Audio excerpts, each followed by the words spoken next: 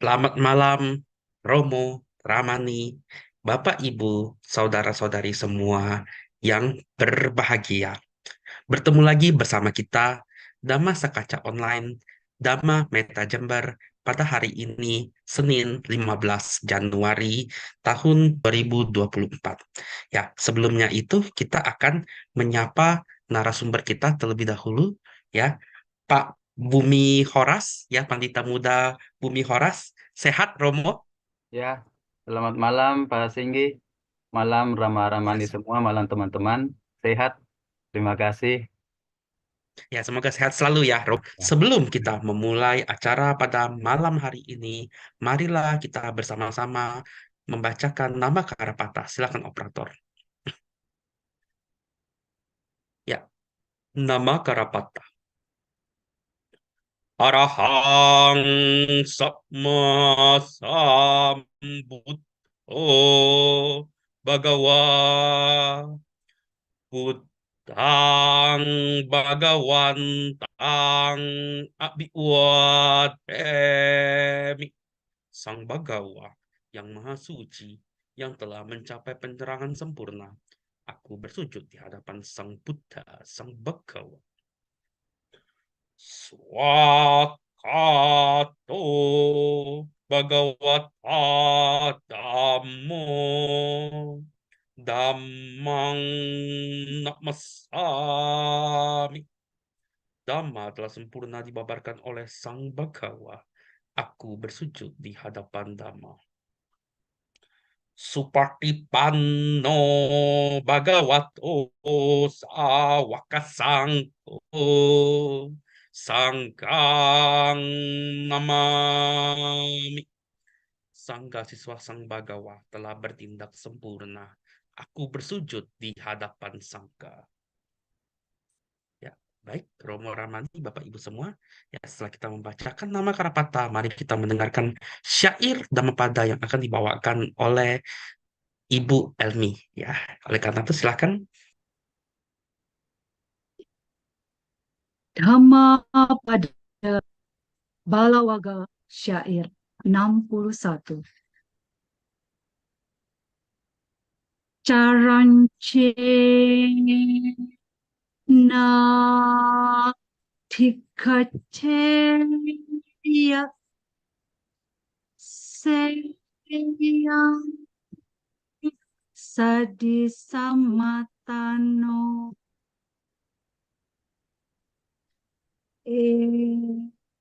Ekacarya Dalhang Kaira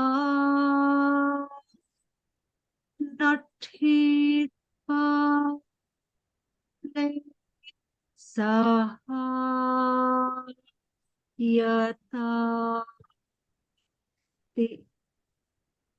yang artinya apabila dalam pengembaraan seseorang tak menemukan sahabat yang lebih baik atau sebanding dengan dirinya, maka hendaklah ia tetap melanjutkan pengembaraannya seorang diri.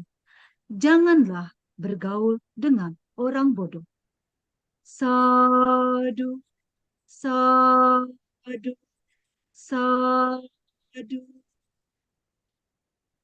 Baik, terima kasih untuk Ibu Elmi atas pembacaan Dhammapada. Ya, baik, sekarang kita akan langsung masuk ke profil narasumber. Oleh karena itu silakan operator. Ya, profil narasumber. Beliau bernama Pandita Muda IR Bumi Horas. Tempat tanggal lahir di Palu, 4 Februari 1972. Jabatan keagamannya sekarang, beliau adalah Ketua PC Maga Budi Kota Makassar, Ketua Dayaka Sabha Wihara Sasana Dipa, Penyuluh Agama Buddha Non-PNS Kementerian Agama Provinsi Sulawesi Selatan, dan beliau adalah Penyuluh Informasi Publik Kominfo Kota Makassar. Wah, ini beliau pengalamannya banyak sekali ya. Kita juga selain bisa mendengar dhamma, kita juga bisa mendengar pengalaman-pengalaman dari beliau ya, Pendeta Buddha IR Bumi Horas ini. Oleh karena itu ya, Romo Bumi Horas, kepada waktu dan tempat kami persilakan. Ya. Terima kasih Pak Singgi dan teman-teman semua. Eh, Baik, saya akan memulai materi pada hari ini. Sebelum kita memulai, marilah kita memberikan penghormatan kepada Guru Agung kita bersama-sama. Namo tassa bhagavato arahato sama sambuddhassa. Namo tassa bhagavato arahato sama sambuddhassa. Namo tassa bhagavato arahato sama sambuddhassa. Terpujilah Sang Bhagawa yang Maha Suci, yang telah mencapai penerangan sempurna. Terpujilah Sang Bhagawa yang Maha Suci, yang telah mencapai penerangan sempurna. Terpujilah Sang Bhagawa yang Maha Suci, yang telah mencapai penerangan sempurna. Bapak Ibu, terimalah salam dalam Dhamma. Namo Buddhaya. Ya, izinkan saya share screen. Baik, Bapak Ibu, kita bisa lihat bahwa di layar sudah muncul gambar raksasa, gambar raksasa ya. Dan di sini karena judulnya Raksasa Kala, jadi kita akan mengenal apa sih raksasa kala itu ya. Jadi judul yang saya ambil bersahabat dengan raksasa kala. Kenapa? Karena waktu Kotedi menawarkan untuk membawakan materi, katanya ini kan baru awal tahun. Jadi 15 hari kita memasuki tahun baru 2024 ya. Jadi akhirnya terpikir ya kita bahas materi tentang raksasa kala lah. Nah, siapa itu raksasa kala? Ya, oke, Bapak Ibu, kita akan membahas 4 cerita agar bisa bersahabat dan mengenal raksasa kala itu siapa. Ya, oke, Bapak Ibu, kita akan melihat cerita yang pertama itu adalah semua kisah-kisah ini diambil dari Dhammapada. Ya, jadi dari eh, kitab suci Dhammapada. Yang pertama adalah Dhammapada syair 135, di mana di dalamnya diceritakan di dalam Atthakatha, kitab komentar, ada kisah-kisah para wanita yang menjalankan 8 sila. Kemudian yang kedua itu adalah kisah Patacara Theri. Kemudian yang ketiga ada kisah Patik Pujika Kumari. Dan yang keempat itu kisah Bahu Putika Theri. Nah, setelah kita nanti membahas kisah-kisah yang ada di dalam Dhammapada ini, semoga nanti kita akan lebih mengenal dan tentunya setelah mengenal, kita akan sebenarnya menemukan bersahabat dengan raksasa kala ini, ya. Oke, eh, baik Bapak Ibu. Kisah yang pertama ini adalah kisah tentang para wanita yang menjalankan 8 sila. Ya, jadi 2.500 tahun lampau, 2.600 tahun lampau ya kurang lebih, eh, dikisahkan pada saat itu ada 500 orang wanita-wanita yang mereka rajin sekali untuk menjalankan uposatha di hari-hari uposatha. Ya, nah pada saat menjalankan uposatha tersebut, mereka melakukan dengan keinginan yang berbeda-beda. Ya, jadi samalah seperti kita biasanya kalau melakukan kebaikan, biasanya harapan dan keinginannya itu bisa berbeda-beda, ya. Nah, kemudian Wisaka sebagai perumah tangga yang mempersembahkan Pubarama ke Sangga, kemudian menanyakan ke wanita-wanita tersebut, apa sih tujuan mereka menjalankan uposatha, ya? Apa sih tujuan mereka sebenarnya melakukan perbuatan baik, ya? Dan dari berbagai usia wanita tersebut, kemudian kita akhirnya mengetahui bahwa mereka menceritakan niat atau harapan yang berbeda-beda. Ya. Nah, jadi kalau kita melihat dari kisah tersebut, wanita yang sudah berumur itu mengatakan, saya menjalankan uposatha, semoga nanti kalau meninggal itu terlahir di alam bahagia, ya, alam surgawi, alam dewa. Kenapa? Karena usianya sudah tua. Jadi mereka sudah tahu bahwa sebentar lagi mungkin akan pindah alam, ya. Padahal kalau kita tahu tidak harus tua, kematian tidak melihat usia seseorang, ya. Tetapi kesadaran untuk menjadi dan telah tua itu biasanya umumnya nanti muncul pada usia-usia seseorang sudah menjadi tua, ya. Setelah menjadi tua, setelah badan sakit-sakitan, barulah menyadari bahwa kita ternyata sudah tua, ya. Nah, kalau sudah tua, apalagi? Oh, berarti sebentar lagi mungkin game over, ya.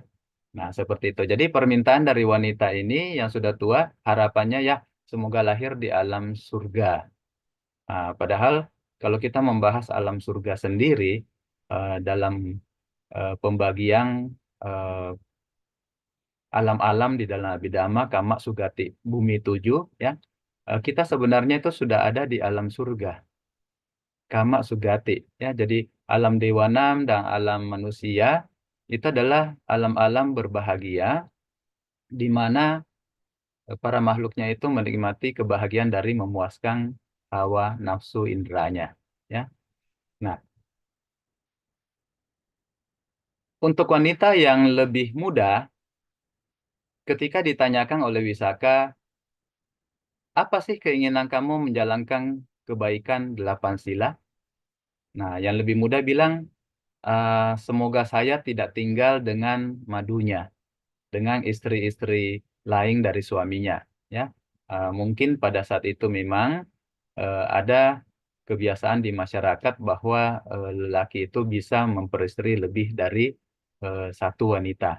Ya, makanya Sang Buddha ketika membebarkan Dhamma, kita kemudian mengetahui konsep Buddhisme bahwa seorang laki-laki itu harusnya mempunyai rasa puas dengan satu istri, ya, sadara santuti. Nah, kemudian sebaliknya seorang wanita juga itu eh, harus setia dengan suaminya apicata, ya.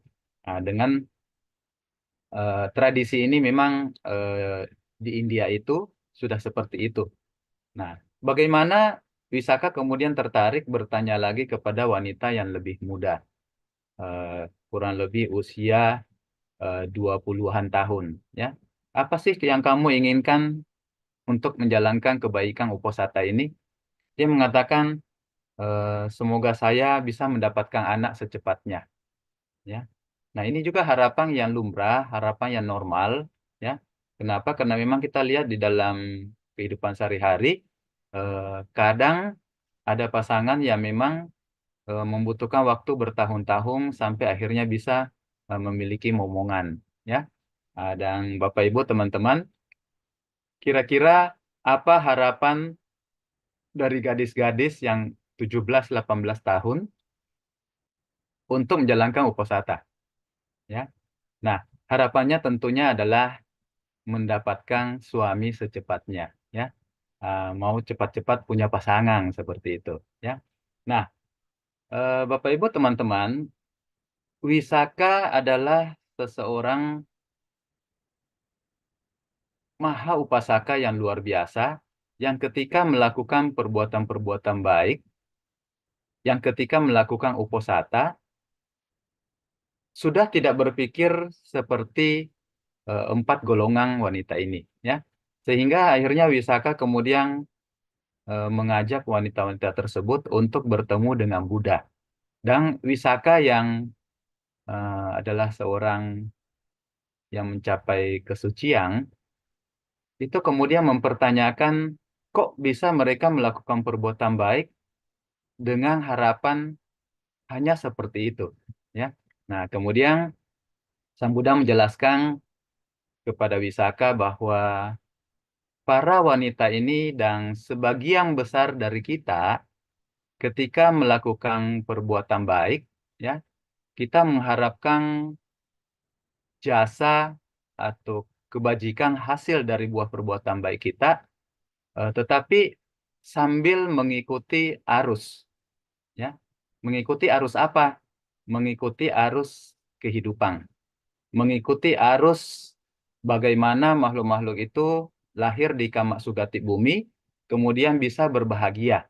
Ya, jadi kan kita tahu bahwa kita di alam manusia itu memang kama sugati. Kama sugati itu artinya alam yang berbahagia di mana makhluk-makhluknya memperoleh kebahagiaan dari memuaskan hawa nafsu indria. Nah, para makhluk ini termasuk kita-kita itu lebih tertarik menjalankan kehidupan sesuai dengan lingkaran watta, ya. Jadi bukannya Sang Buddha mengatakan bukannya wiwatta. Nah, wiwatta itu adalah melawang. Apa sih artinya melawang? Melawang itu mereka melakukan perbuatan baik dengan tujuan untuk mempersingkat usia kelahiran di alam samsara, ya. Jadi sebaliknya, wiwatta itu sebaliknya, ya. Jadi ketika kita melakukan perbuatan baik, semakin banyak karma baik yang berbuah, kita tanpa sadar menjadi semakin terikat dengan kebahagiaan itu sendiri, ya. Jadi kita tidak melihat bahaya dari kemelekatan kebahagiaan itu sendiri, ya. Nah, berbeda dengan orang-orang yang lebih tertarik kepada wiwata. Wiwata itu artinya dia melawang, ya. Kan kalau kita tahu secara teori, kalau Bapak Ibu pernah lihat 3 lingkaran ini saya comot dari Paticca Samuppada, ya. 3 lingkaran ini kita akan melihat bahwa karena akibat-akibat yang kita terima sebagai wipaka, ya, apakah akibat yang baik atau akibat yang buruk, maka karena kekotoran batin, kita selalu akan merespon dengan bentukan-bentukan karma yang baru. Nah, ketika bentukan-bentukan karma kita lakukan kembali, ya, dengan melakukan lewat pikiran, ucapan, dan perbuatan, maka otomatis akan timbul lagi yang namanya akibat. Dan akibat ini kemudian direspon lagi dengan kotoran batin. Inilah yang kemudian terjadi perputaran yang tanpa akhir, ya. Nah, perputaran yang tanpa akhir ini memang tidak dilihat sebagai satu hal yang berbahaya. Kenapa? Karena orang-orang masih menikmati kebahagiaan-kebahagiaan walaupun dalam jangka pendek. Mereka tidak melihat keseluruhan jangka kehidupan, ya.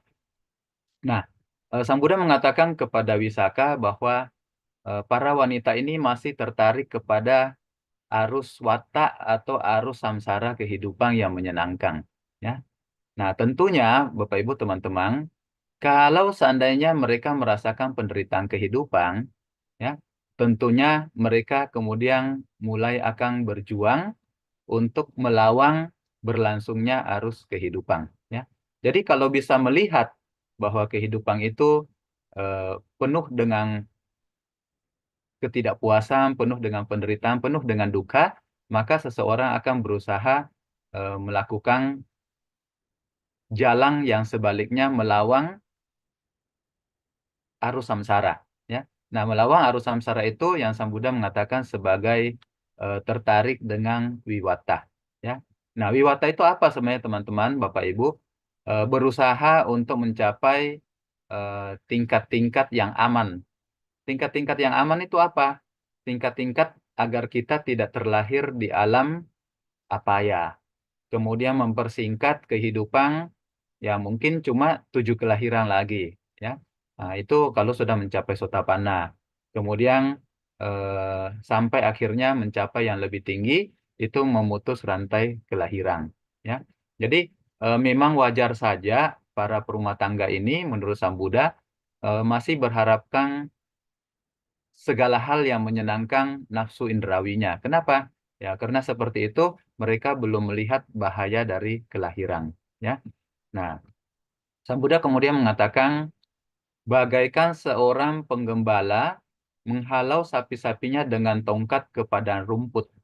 Begitu juga umur tua dan kematian menghalau kehidupan setiap makhluk. Ya, kenapa bisa ada umur tua? Kenapa bisa ada sakit? Kemudian ada kematian? Karena di sana ada kelahiran. Ya, jadi ketika kita masih belum melihat bahaya dari kelahiran, maka otomatis kita akan dicengkram oleh waktu, kita akan menjadi tua, sama seperti penggembala menghalau sapi-sapinya, waktu akan menghalau kita untuk menjadi tua, kemudian kita akan menjadi sakit, dan kemudian mau tidak mau, ketika kehidupan berakhir, kita akan meninggal. Ya, nah, di sini kita sudah mulai mengenal bagaimana kehidupan biasanya kita jalani di dalam kehidupan sehari-hari. Ya, jadi tidak beda 2.600 tahun lampau, sekarang pun juga seperti itu. Bapak Ibu, kita masuk kisah yang kedua. Kisah yang kedua ini adalah kisah tentang Patacara Teri. Bapak Ibu, teman-teman mungkin pernah dengar, pernah baca kisahnya, ya. Nah, Patacara ini kan seorang wanita yang cantik luar biasa dan berasal dari bangsawan yang kaya raya.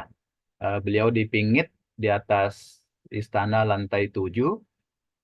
Bayangkan teman-teman, bagaimana 2.600 tahun lampau itu sudah ada istana yang lantainya 7.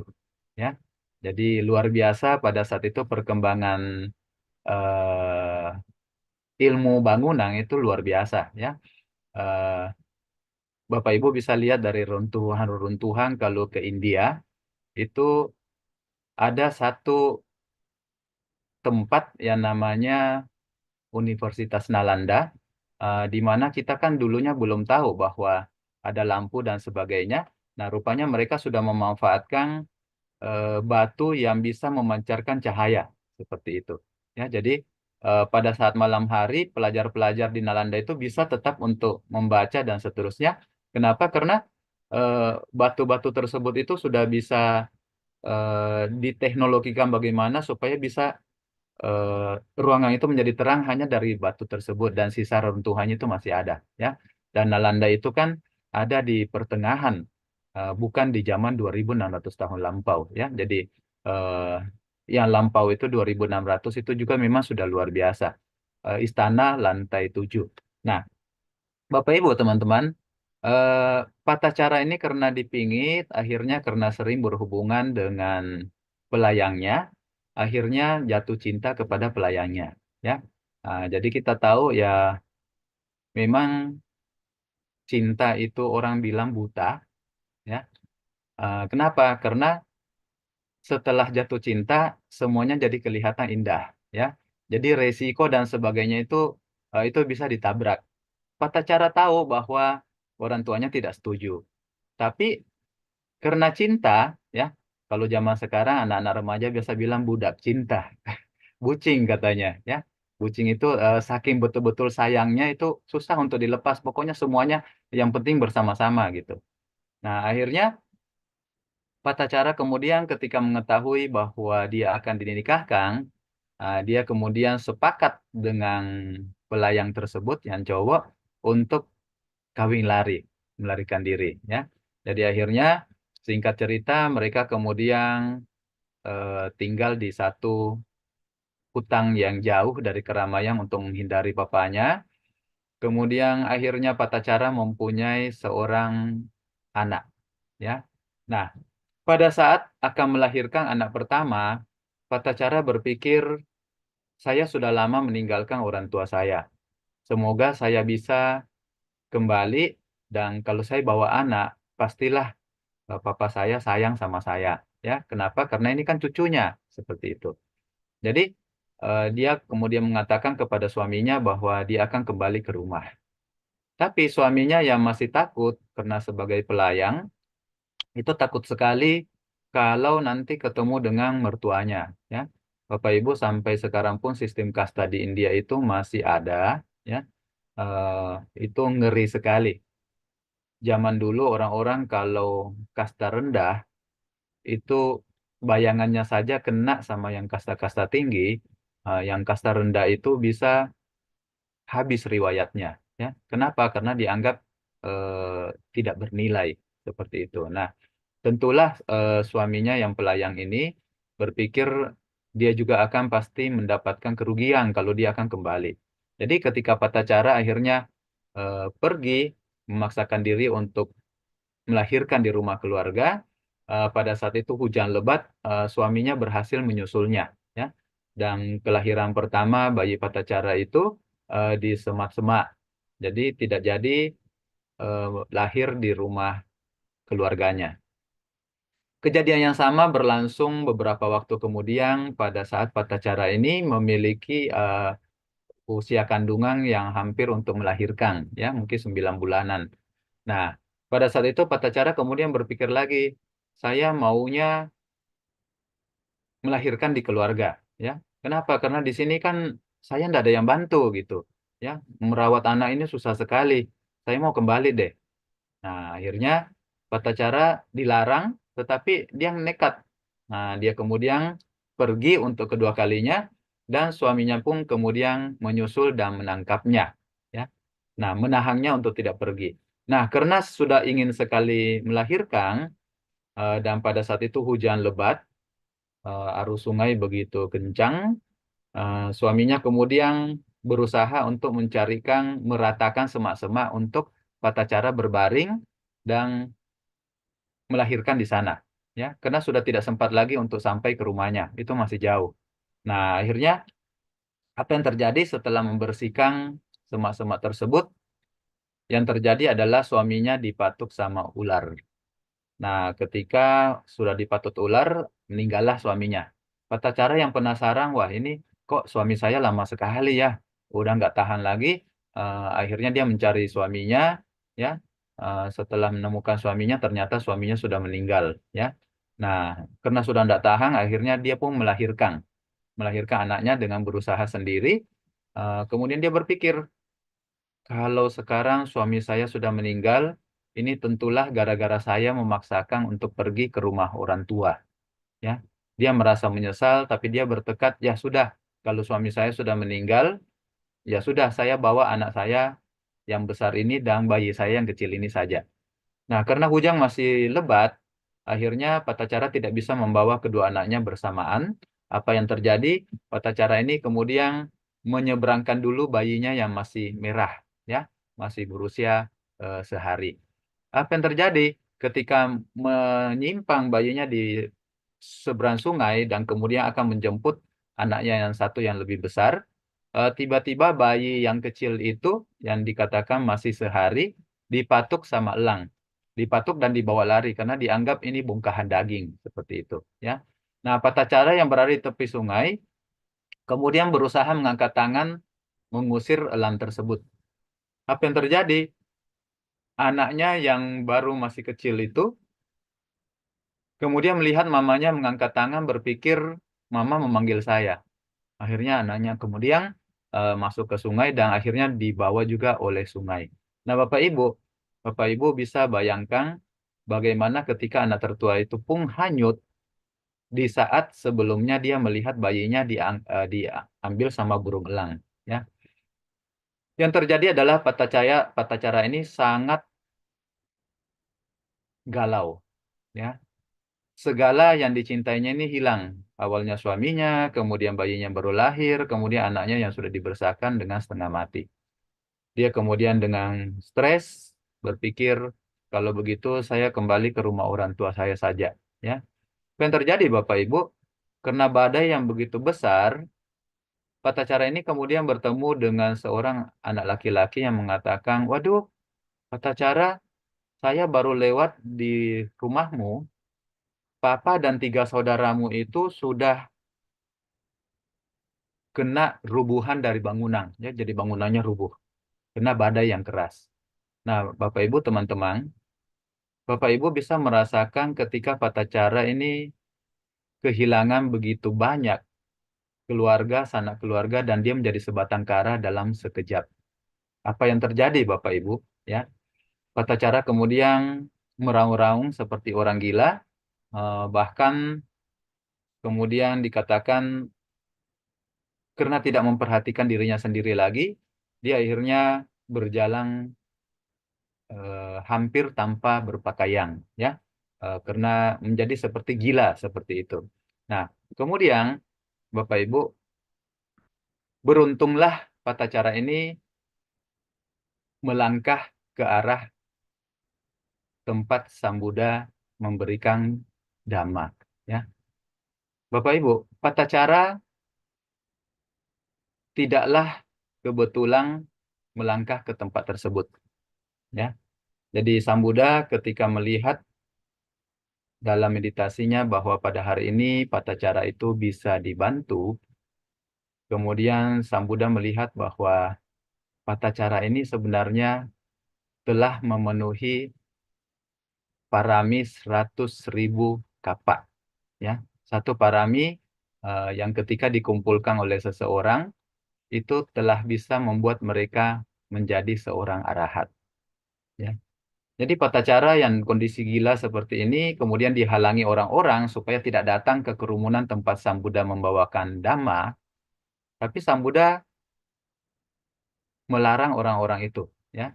Sang Buddha mengatakan persilahkan saja Patacara untuk datang, ya. Kemudian Sang Buddha dengan kemampuan batinnya, di dalam kitab komentar dikatakan, membuat Patacara ini kemudian sadar. Dan kemudian Sang Buddha mengatakan kepada Patacara, Patacara, kamu jangan takut, kamu telah datang kepada seseorang yang dapat melindungimu dan membimbingmu.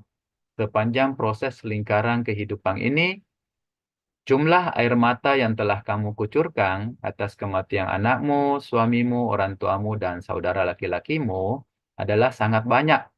Lebih banyak dari air yang ada di 4 samudra. Kata-kata itu kemudian menenangkan Patacara, ya. Kemudian Sang Buddha mengatakan, lebih dalam dari 4 samudra air mata yang telah kamu tumpahkan. Mengapa kamu lalai, Patacara? Ya. Kenapa Sang Buddha mengatakan, Patacara, kenapa kamu lalai? Karena Sang Buddha melihat bahwa Patacara ini ternyata telah memenuhi parami sebanyak 100.000 kapah, ya. Jadi kalau melihat dari kisah lampau Patacara, ternyata Patacara adalah seorang wanita yang pernah pada masa Buddha Padumutara itu bertekad untuk menjadi Winayadara. Winaya itu aturan para biku, dara itu penjaga, ya. Jadi Winayadara itu adalah satu profesi dari seorang petapa di mana mereka itu menjaga winaya dengan sebaik-baiknya, menghafal, mengaplikasikan winaya dengan sebaik-baiknya. Jadi pada masa Buddha Padumutara, Patacara ini sudah pernah melihat bagaimana Sang Buddha Padumutara memberikan gelar etadaga, ya, mengangkat seorang bikuni menjadi winayadara, etadaga dalam hal winaya. Nah, pada saat dia melihat Buddha Padumutara mengangkat bikuni tersebut, dia kemudian timbul harapan dan inspirasi, semoga kalau saya melakukan perbuatan baik, saya juga bisa seperti itu, ya. Dan kemudian Buddha Padumutara melihat dan mengamati data-data dari Patacara, Buddha Padumutara pada saat itu mengatakan, ya, keinginanmu nanti akan tercapai pada masa Buddha Gotama, ya. Makanya pada saat Patacara gila seperti itu, sebenarnya Sang Buddha Gotama mengkondisikan agar Patacara akhirnya bisa datang ke tempat orang-orang berkumpul tersebut, ya. Nah, itulah sebabnya mengapa Sang Buddha mengatakan, mengapa engkau lalai Patacara, ya. Kenapa? Karena sudah 100.000 kapa, itu harusnya kan sudah bisa wiwata, sudah melawang, sudah bisa memperpendek, ya. Tetapi pada saat itu Patacara lalai karena terikat dengan hawa nafsu indriawi, ya. Nah, kemudian setelah Patacara menyadari bahwa air matanya itu begitu banyak, Sang Buddha kemudian membabarkan lagi Anamataga Sutta, ya, bahwa kehidupan itu tanpa awal yang begitu panjang kepada Patacara, ya. tengkorak, tulang belulang yang dikumpul dari kehidupan-kehidupan lampau sampai sekarang itu lebih tinggi dari 3 gunung. Ya. Jadi gunung itu, jadi Bapak Ibu teman-teman kita bisa membayangkan sebenarnya kita telah lahir dan mati berapa kali. Ya. Makanya di dalam center-center yang mengutamakan kemampuan untuk melihat masa lalu, sebenarnya ditujukan untuk menyadarkan kita bahwa kehidupan itu telah kita lalui berkali-kali. Ya. Bukan untuk melihat, oh dulu saya ngapain ya sampai hari ini itu kok rezeki saya tidak maju-maju. Bukan seperti itu Bapak Ibu ya. Dulu apa sih yang saya lakukan sehingga saya sekarang susah naik pangkat, eh, bisnis tidak jalan-jalan, saya banyak penyakit. Apa sih yang dulu saya lakukan? Bukan seperti itu Bapak Ibu ya. Biasanya kalau di center mengajak kita untuk melihat kehidupan-kehidupan lampau, sebenarnya untuk menyadarkan kita untuk menumbuhkan samvega di dalam diri kita ya. Keterdesakan untuk mengikuti arus wiwata, jadi melawan arus, memutus rantai kelahiran. Ya, nah eh, setelah mendengarkan Anamataga Sutta ini, bahwa kehidupan itu telah terjadi panjang sekali tanpa awal, Patacara kemudian mencapai tingkat kesucian Sotapanna. Ya, dan dikatakan setelah menjalankan kehidupan sebagai seorang bikuni. Jadi Patacara berlindung kepada Buddha, Dhamma, dan Sangha menjadi seorang bikuni. Satu waktu Patacara menuangkan air untuk membasuh kakinya. Air yang pertama turun itu habis pada jarak tertentu. Kali kedua dia menuang air lagi. Air yang kedua ini mengalir lebih jauh dari yang pertama dan juga habis meresap ke tanah pada saat yang lebih panjang. Kemudian pada saat dia merenung, melihat lagi air yang ketiga ditumpah, itu lebih panjang lagi, tetapi juga habis terserap oleh tanah. Akhirnya Patacara kemudian merenung ketidakkekalan yang muncul sama seperti usia-usia kehidupan manusia, makhluk yang habis dalam 3 masa. Ya. Nah, di India itu ada 3 masa. Jadi 3 masa mereka pembagian kehidupan seseorang itu 3 masa, yaitu sampai usia 30 tahun itu adalah waktu yang pertama, kemudian waktu yang kedua itu adalah sampai 60 tahun, dan waktu ketiga itu sampai 90 tahun, menurut kitab komentar. Ya. Jadi Patacara bisa melihat bahwa air yang mengalir pendek, kemudian sedang dan panjang, tapi kemudian juga habis, itu sama seperti usia kehidupan manusia yang kemudian akan berakhir, apakah dia di usia yang pertama, usia kedua, ataupun usia ketiga. Ya.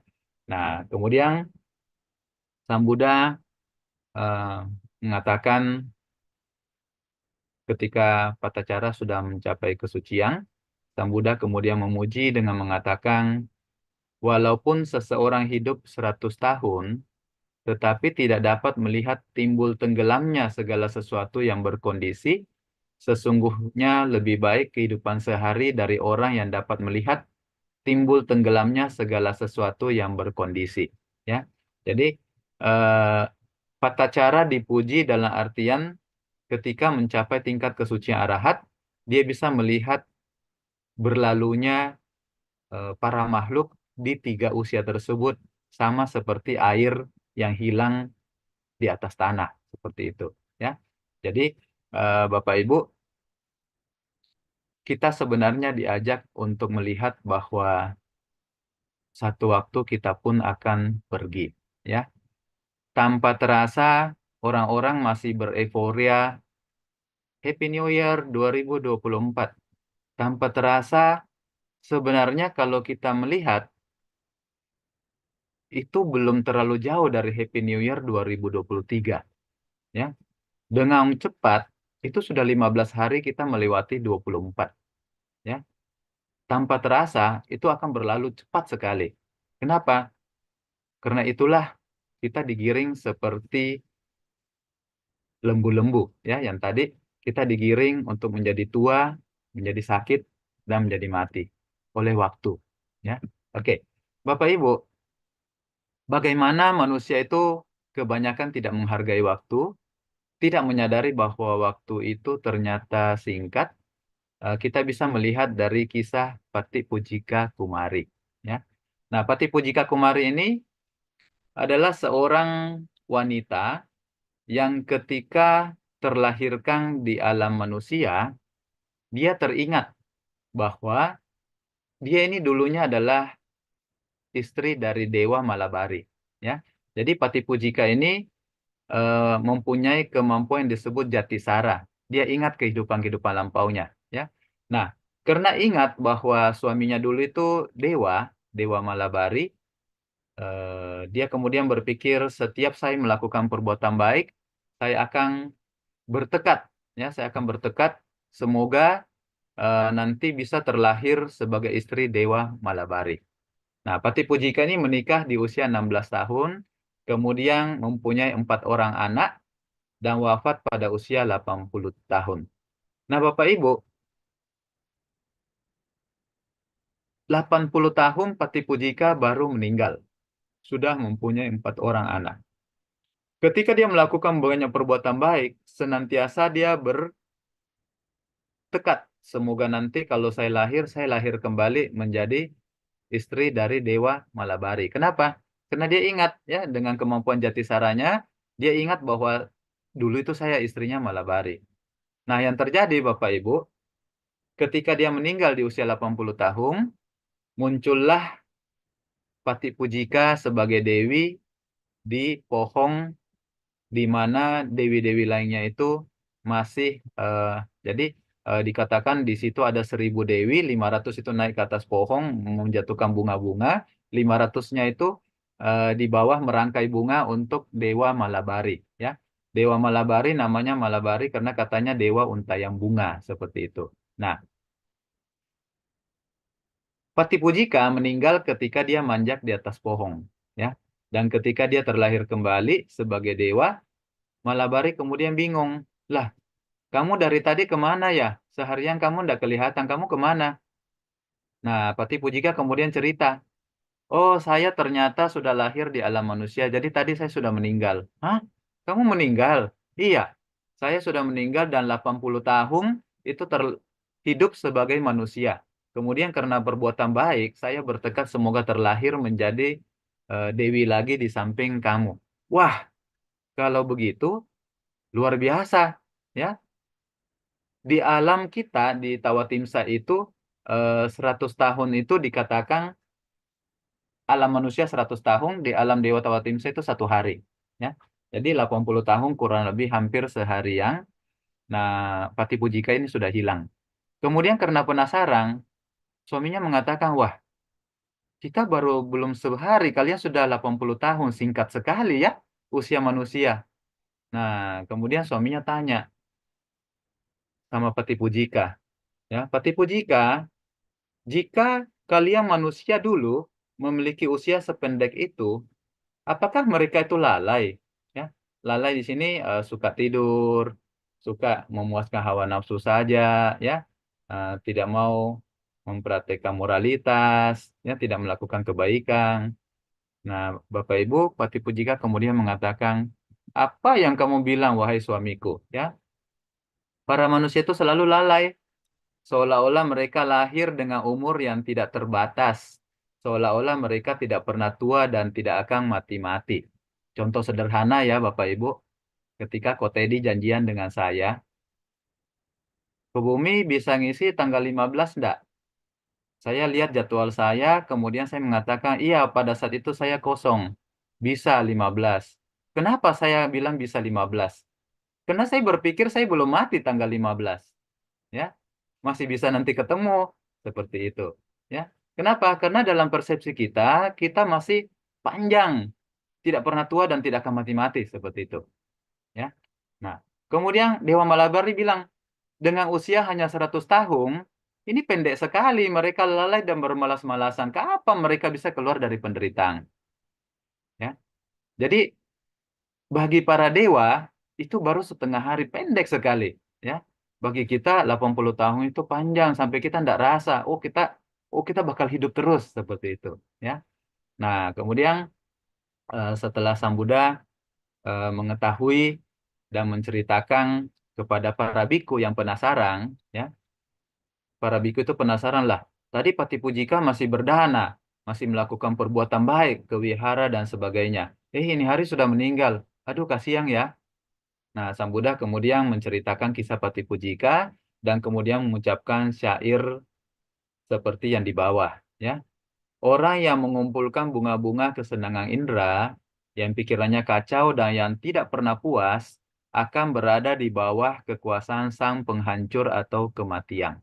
Ya, jadi selama kita tidak pernah sadar bahwa waktu kita itu singkat, maka kita akan hancur oleh kekuasaan kematian. Itu pesan eh, dari cerita ini. Ya, Bapak Ibu, yang terakhir ini adalah kisah Bahu Putika Teri. Bahu Putika ini adalah seorang ibu yang punya 7 anak cowok dan 7 anak cewek. Mereka ini kaya raya, ya. Ketika suaminya meninggal, Bahu Putika awalnya tidak mau membagi harta kekayaannya, karena dia berpikir dia masih bisa kelola, ya. Nah, anak-anaknya yang mengetahui bahwa mamanya punya harta kekayaan, kemudian mereka ikut mendesak mamanya untuk bagi. Kenapa mendesak untuk bagi? Mereka bilang begini, "Mah, kalau cuma kamu sendiri kan tidak berkembang itu. Lebih bagus kamu bagi ke kita, kita kembangkan sama-sama. Nah, nanti kalau kamu mau tinggal, ya tinggallah sama kita, kan bisa giliran." Ya, akhirnya Bahu Putika ini berarti puta, ya, jadi banyak putra-putri, ya. Nah, kena 14 anaknya. Akhirnya dia melepaskan hartanya kepada anak-anaknya dan akhirnya dia kemudian tinggal dengan anak tertuanya. Tidak lama, menantunya kemudian bilang, "Itu harta kan dibagi sama rata, masa kamu tinggal terus sama kita? Tinggal dong sama yang lain-lain, masa terus sama saya ini?" Ya. Nah, akhirnya mamanya kecewa, mamanya berpikir, ya sudahlah kalau nggak seperti itu, mungkin mantu kedua juga baik. Ya. Apa yang terjadi Bapak Ibu? Semua anaknya punya pandangan yang sama. Kamu jangan sama saya dong, sama dia lagi gitu. Jangan tinggal terus di sini ya. Nah, Bahu Putika kemudian kecewa, akhirnya dia kemudian pergi menjadi seorang bikuni ya. Nah, ini kayak film-film Shaolin yang dulu-dulu. Orang-orang jadi biku itu patah cinta ya. Ceweknya ditinggal ya dia jadi biku. Itu kesannya sebenarnya kalau di film kan kurang bagus seperti itu ya. Tetapi setelah kita mengenal Dhamma ya, aku salah itu bisa memicu timbulnya kusala ya.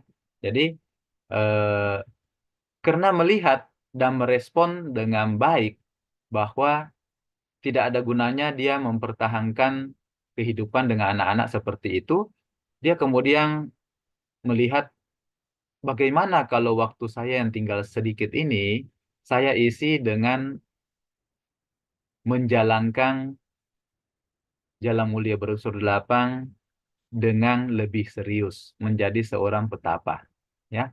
Nah, akhirnya dengan sungguh-sungguh, Bahu Putika yang sudah tua ini kemudian bermeditasi sepanjang malam karena menyadari usianya sudah tua. Bapak Ibu, apa yang terjadi? Setelah bermeditasi tersebut, Sang Buddha melihat, kemudian Sang Buddha mengkondisikan membantu. Ya, Sang Buddha mengirim cahaya untuk menemani Bahu Putika. Ya, Sang Buddha membimbing Bahu Putika Teri untuk mencapai tingkat kesucian. Ya, Sang Buddha kemudian memuji, walaupun seseorang hidup 100 tahun, tetapi tidak dapat melihat keluhuran Dhamma, sesungguhnya lebih baik kehidupan sehari dari orang yang dapat melihat keluhuran Dhamma. Ya, jadi sesungguhnya lebih baik hidup sehari, tapi kita bisa melihat keluhuran Dhamma, mempraktikkan Dhamma, melakukan kebajikan, dan lain-lain hal yang mendukung jalan mulia berunsur delapan. Ya, nah, Bapak Ibu, dari 4 cerita tersebut kita akan tahu bahwa raksasa kala itu sebenarnya adalah simbol dari waktu, ya Bapak Ibu. Kalau kita lihat di Paticca Samuppada, ini ada gambar Paticca Samuppada, ya. Ini adalah gambar raksasa. Memang dalam mitologi Hindu, Batara Kala itu juga tentang waktu, ya. Dewa yang menguasai waktu atau apa. Nanti Bapak Ibu bisa cari Google. Tetapi dalam konteks di sini, raksasa kala ini dikatakan mencengkeram kita, ya, itu dengan tangannya. Jadi Bapak Ibu nanti bisa lihat di sini, ya. Ini ada nanti gambar yang diperbesar, ada kelihatan cengkeraman raksasa, gitu, ya. Nah, raksasa kala atau waktu ini mencengkeram kita dalam Paticca Samuppada. Apa sih Paticca Samuppada itu? Uh, Paticca Samuppada ini sebenarnya menggambarkan kehidupan kita ini adalah proses dari 12 mata rantai Paticca Samuppada yang dicengkeram oleh raksasa kala atau waktu. Nah, Bapak Ibu, Paticca Samuppada ini bagus sekali untuk dibahas, menjelaskan mengapa para makhluk terlahirkan. Ya, Bapak Ibu bisa cari di YouTube, bisa cari di penjelasan-penjelasan, ya. Paticca Samuppada ini indah sekali. Uh, Walaupun hari ini kita tidak membahas Paticca Samuppada, ya. Kita cuma membahas raksasa yang memutar waktu, ya. Bapak Ibu bisa lihat di sini ada cengkeraman raksasa kala. Ini dikatakan memutar waktu. Jadi kita masuk di dalam perputaran waktu yang tidak akan berakhir, mendorong kita seperti sapi, ya, ke tempat-tempat tertentu sesuai dengan kelahiran, maka kita akan menjadi tua, sakit, dan mati. Ya. Nah, Bapak Ibu, bersahabat dengan raksasa kala itu sebenarnya apa? Ya, bersahabat dengan raksasa kala adalah sebenarnya kita harus mengisi hari-hari kita dengan hal-hal yang bermanfaat. Ya, Bapak Ibu, tidak ada suatu yang kebetulan. Segala sesuatu itu sangat berhubungan dengan masa lalu, masa sekarang, dan masa akan datang. Ya, ada bonus cerita. Ini adalah kisah Samanera Sukha yang di usia berapa Bapak Ibu? Usia 7 tahun. Ketika menjadi Samanera, 8 hari kemudian Samanera Sukha mencapai kesucian arahat. Ya, kok bisa anak kecil bisa mencapai arahat? Iya, karena timbunan kebajikan di masa lalu juga mendukung. Ya, nah, Samanera Sukha kecil ini suatu hari diajak oleh Yang Mulia Bante Sariputta untuk pergi melihat petani bekerja, memanah dan meluruskan anak panah dan sebagainya. Dia kemudian berpikir, lah, memang air yang mengalir sawah itu bisa diatur ya. Memang panah-panah itu bisa diluruskan ya. Memang roda pedati itu bisa dibuat di bengkok dan sebagainya ya. Padahal itu kan tidak punya kesadaran. Nah, sedangkan saya kan punya kesadaran. Ya, tidak ada alasan seseorang tidak dapat mengendalikan batinnya serta melatih meditasi ketenangan dan meditasi pandangan terang. Kenapa? Karena kan saya hidup seperti itu. Sedangkan benda mati saja bisa diatur, apalagi kita ini hidup seperti itu. Ya, bayangkan anak kecil 7 tahun itu berpikir bisa seperti itu. Ya, nah dan dikatakan pada saat Samanera Sukha ini berlatih meditasi mencapai 3 tingkat yang lebih rendah. Kemudian Bante Sariputta yang lagi mencarikan makanan, ya. Kemudian si Samanera ini setelah melihat itu kemudian merenung, kemudian minta izin kepada Bante Sariputta, Bante, saya mau meditasi. Masa air bisa dibengkokkan, panah bisa diluruskan, kayu bisa dibentuk. Masa saya tidak bisa mengendalikan batin saya, ya. Jadi dia minta izin, kemudian dia tidak makan dan dia bermeditasi. Jadi Bante Sariputta pergi mencarikan makanan buat Samanera Sukha. Yang terjadi adalah setelah Samanera Sukha bermeditasi, sebenarnya dia mencapai tingkat kesucian 3 yang lebih rendah, ya. Dan Sang Buddha mengetahui bahwa kalau Bante Sariputta datang memberikan makanan, nah itu bisa mengganggu Samanera Sukha untuk mencapai kesucian, sehingga Sang Buddha mencegah Bante Sariputta untuk memberikan makanan kepada Samanera Sukha. Nah, pada saat itu setelah mencapai tingkat kesucian, barulah Bante Sariputta memberikan makanan kepada Samanera Sukha. Dan Bapak Ibu teman-teman tahu enggak, Samanera Sukha itu selama bermeditasi itu juga dilindungi dan dijaga oleh para dewa. Kenapa sih bisa seperti itu? Ya, Bapak Ibu, kita semua memiliki karma kita masing-masing.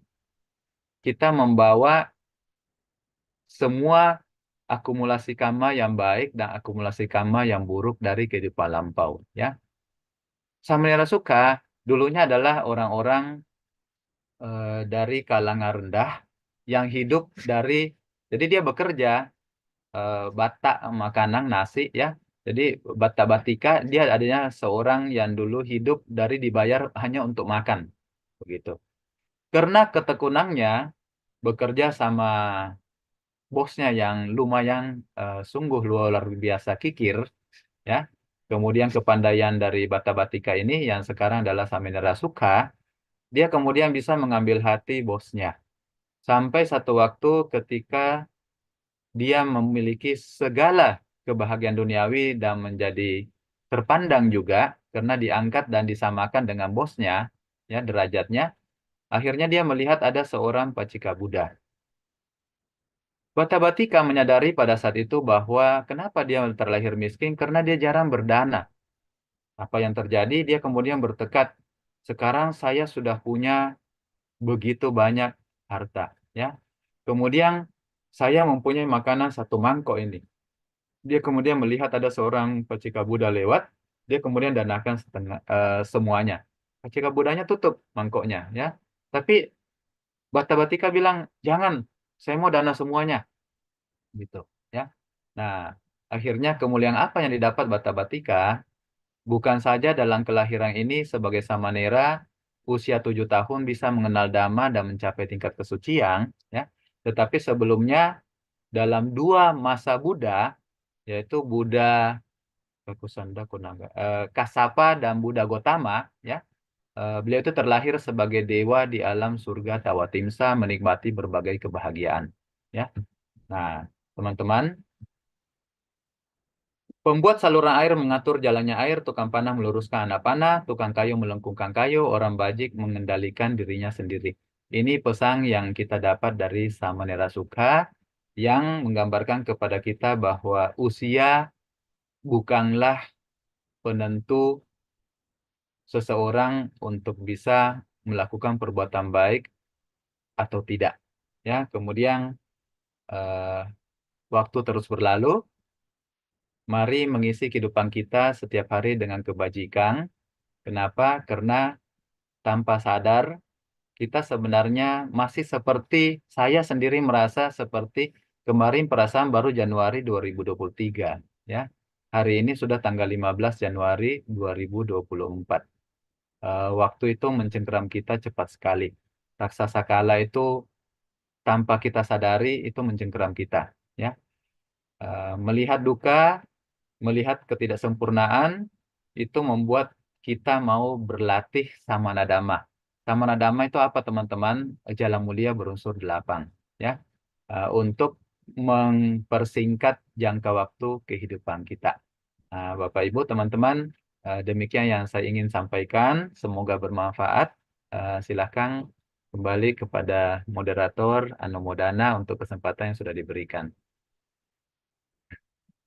Ya, terima kasih atas Dhamma Desana dan sharing yang diberikan kepada Pandita Muda Bumi Horas ya. Semoga bisa mencerahkan kita semua. Ya, sadu, sadu, sadu. Baik, Aduh. Romo Ramani, Bapak Ibu semua, kita akan membuka sesi tanya jawab ya. Bagi Romo Ramani, Bapak Ibu yang ingin bertanya, dapat tulis di kolom komentar di Zoom atau di kolom komentar di YouTube. Ya, baik. Eh, sedikit saya mengulas ya, ini apa namanya, Romo Bumi ya. Ya, Romo Bumi Oke. mengatakan bahwa sangat penting bagi kita untuk memanfaatkan waktu sebaik-baiknya karena seperti yang tadi Romo paparkan bahwa kehidupan manusia yang hanya 100 tahun itu hanya sangat kecil dan sedikit sekali dibandingkan dengan alam-alam dewa di sana. Ya, yang juga yang sempat saya mengulang nama tadi saya sempat tercengang Pandita Muda mengatakan bahwa manusia itu selalu lalai ya kayak gitu ya. Bukan Ya, bukan sedikit lalai ya, tapi kebanyakan lah. Jadi ini pengingat untuk kita semua untuk ya, terus berjuang dengan penuh kesadaran ya, betul. seperti itu. Baik, Romo, ya mengenai pertanyaan dan juga yang cerita patah patah patah cara ya, patah cara tadi itu juga sangat luar biasa ya, karena dalam satu waktu itu kehilangan yang sangat banyak itu tuh Betul. membuat seorang tuh bisa sadar seperti itu ya, kayak gitu ya. Ya baik, Romo Bumi. Nah, pertanyaannya begini, eh, bagaimana ciri-ciri orang yang memanfaatkan waktu dengan sebaik-baiknya kayak gitu tuh? Itu yang pertanyaan pertama. Kedua, kita berandai-andai ya Romo ya. Andai seseorang itu eh, living berkehidupan sebagai seorang budak lah bisa dibilang kayak gitu, atau seseorang yang memiliki keterbatasan tertentu dan dia eh, berkeinginan ya, bermimpi untuk bisa menjadi eh, besar dan bebas sesuai dengan free will-nya sendiri. Bagaimana bagaimana caranya supaya orang itu dapat dapat terlaksana sedang keinginannya kayak gitu tuh. Itu misalnya kronologi seperti itu. Misalnya ada seorang tuh yang dia sudah memang terakhir tuh sebenarnya sebagai seorang budak ya. Misalnya contoh, nggak usah jauh-jauh, ada agama tetangga kita yang membedakannya berdasarkan eh, strata, bahasa Iya, halusnya strata.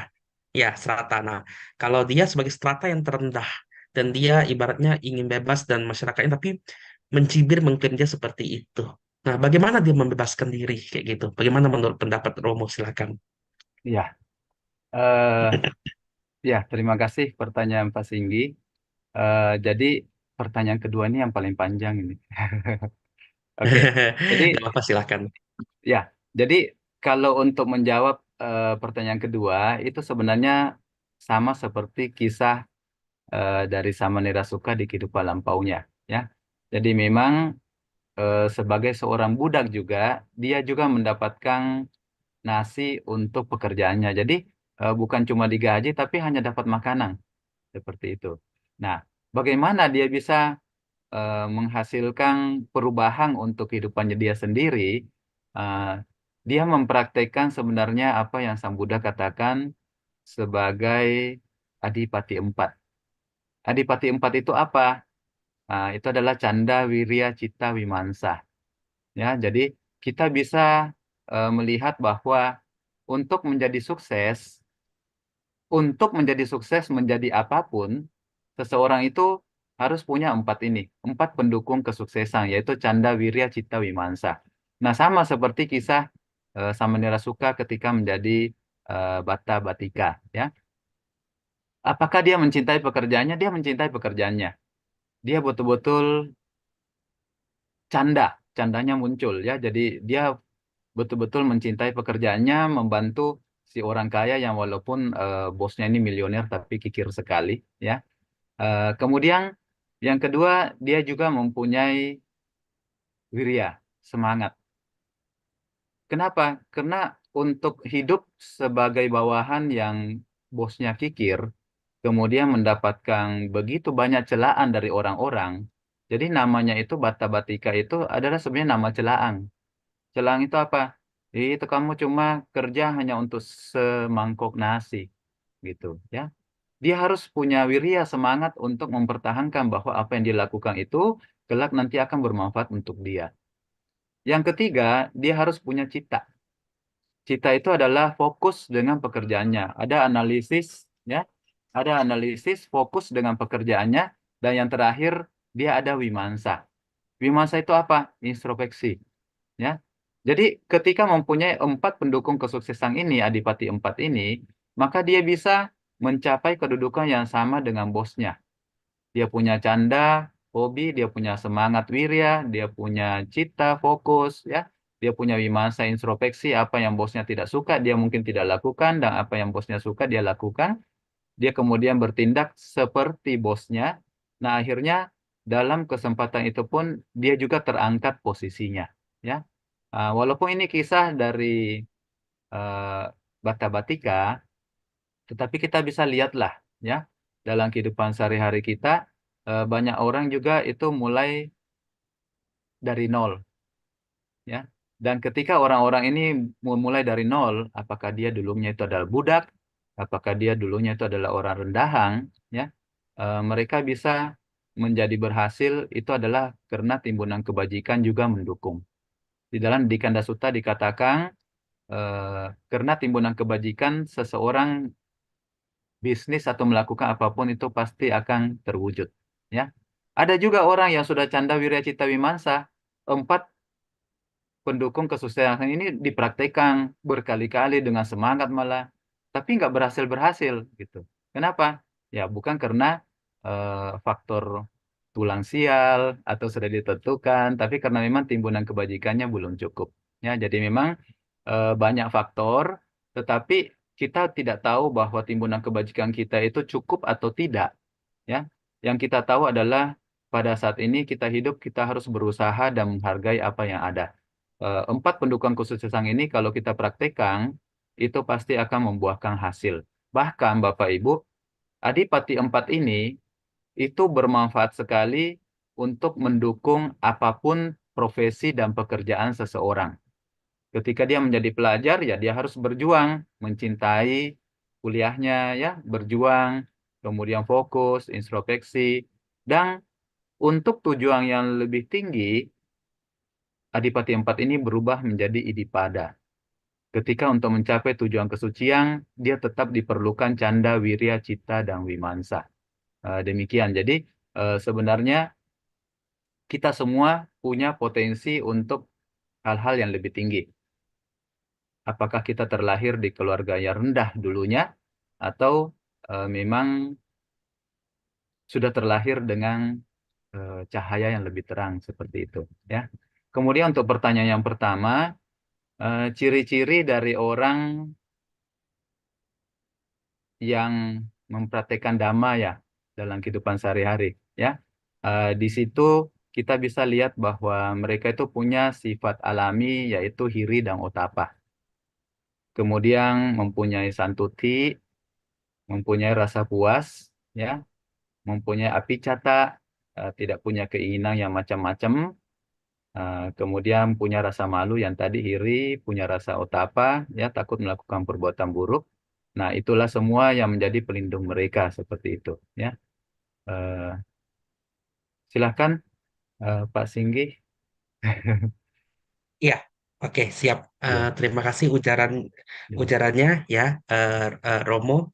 Ya, itu apa namanya, eh, sangat luar biasa karena memang kalau karma baiknya mendukung ya pasti ya, tidak ada yang bisa menghalangi ya, dan juga betul, kalau misalnya karma buruknya itu mendukung tidak ada juga yang bisa menghalangi pasti ya, begitu betul, ya, Romo ya. betul. Nah, eh, pertanyaannya seperti ini, Romo.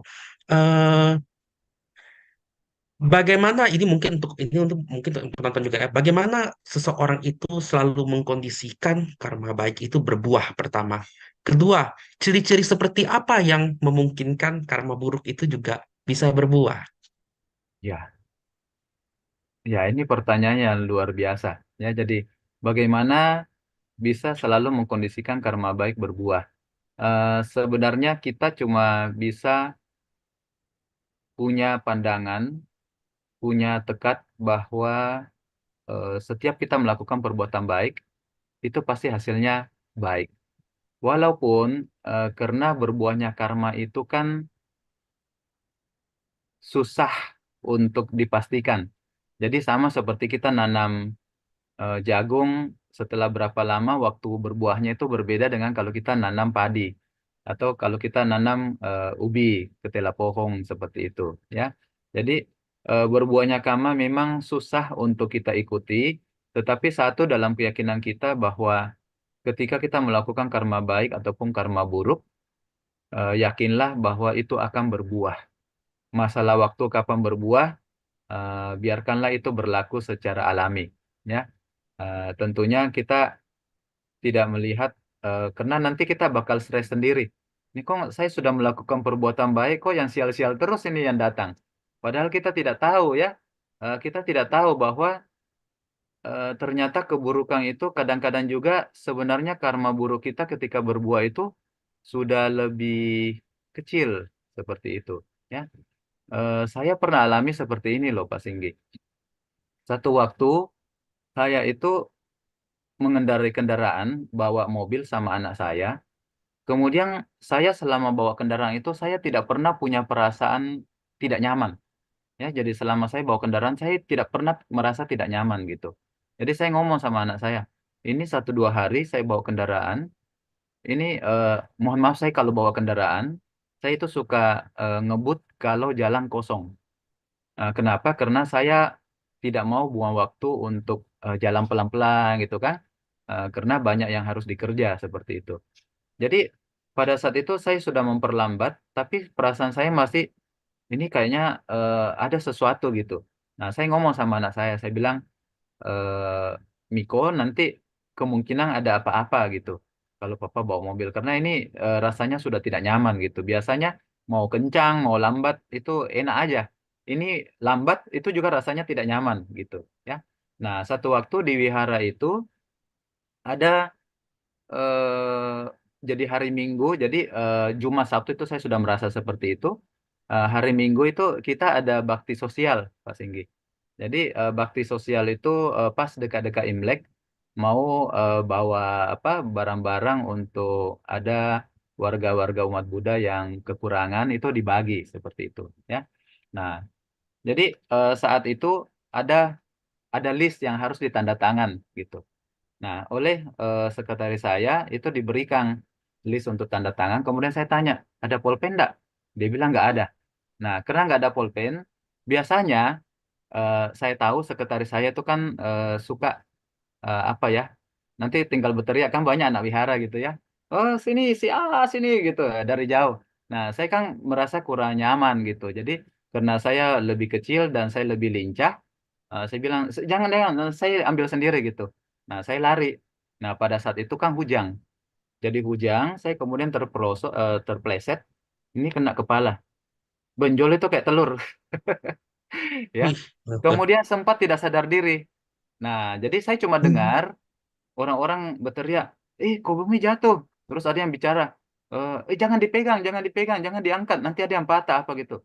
Jadi saya bisa mendengar suara, tapi saya nggak bisa apa-apa gitu. Terus waktu saya berpikir, ini kenapa tangan saya nggak bisa digerakkan? Ini nggak bisa, diam aja gitu. Saya bilang, oh mungkin saya lumpuh gitu ya. Tapi pada saat saya mengatakan, oh mungkin saya lumpuh, tiba-tiba saya merasa ada aliran kayak air gitu, air ngalir gitu kan, sampai di ujung jari tangan.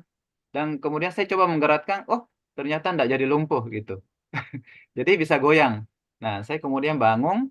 Nah, kemudian akhirnya gara-gara itu saya kan jadinya enggak bisa bawa mobil, Pak Singgi ya. Jadi akhirnya teman yang bawa mobil. Nah, setelah kejadian itu, anak saya, temani saya pulang, dan ketika ada teman-teman yang baik, saya kan orangnya agak sedikit mungkin kepala batu lah ya. Sudah jatuh seperti itu, nggak mau periksa ke dokter. Nah, atas dasar istri saya kemudian ngomong sama teman, ayo bawa panggil dia ke dokter itu, periksa ke rumah sakit.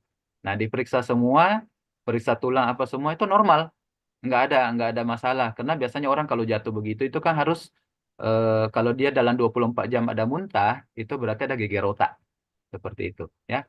Tapi ini saya tidak aman-aman saja. Tapi walaupun benjol sebesar telur ayam itu luar biasa, ya.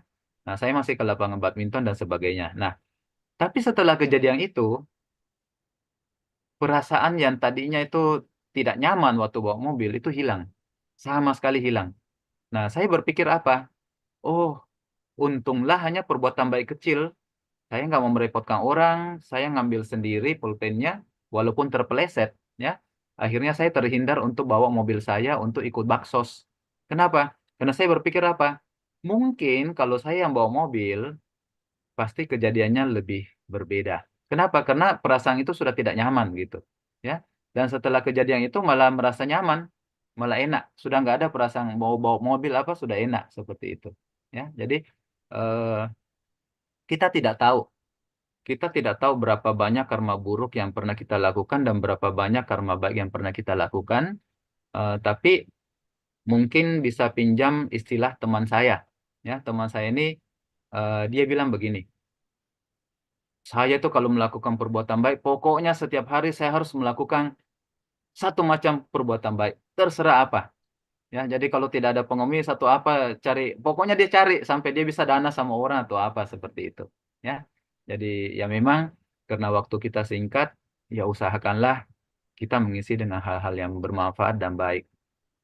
Walaupun bukan cuma berdana, ketika Bapak Ibu teman-teman kita menjaga moralitas, itu sebenarnya adalah kebahagiaan keempat yang Sang Buddha katakan tidak lebih kebahagiaan sebagai perumah tangga karena memiliki harta, kebahagiaan karena bisa menggunakan harta, kebahagiaan tidak punya utang, tiga itu digabung, tidak lebih dari 1/16 kebahagiaan ketika Bapak Ibu teman-teman menjalankan kemoralan, sila, seperti itu.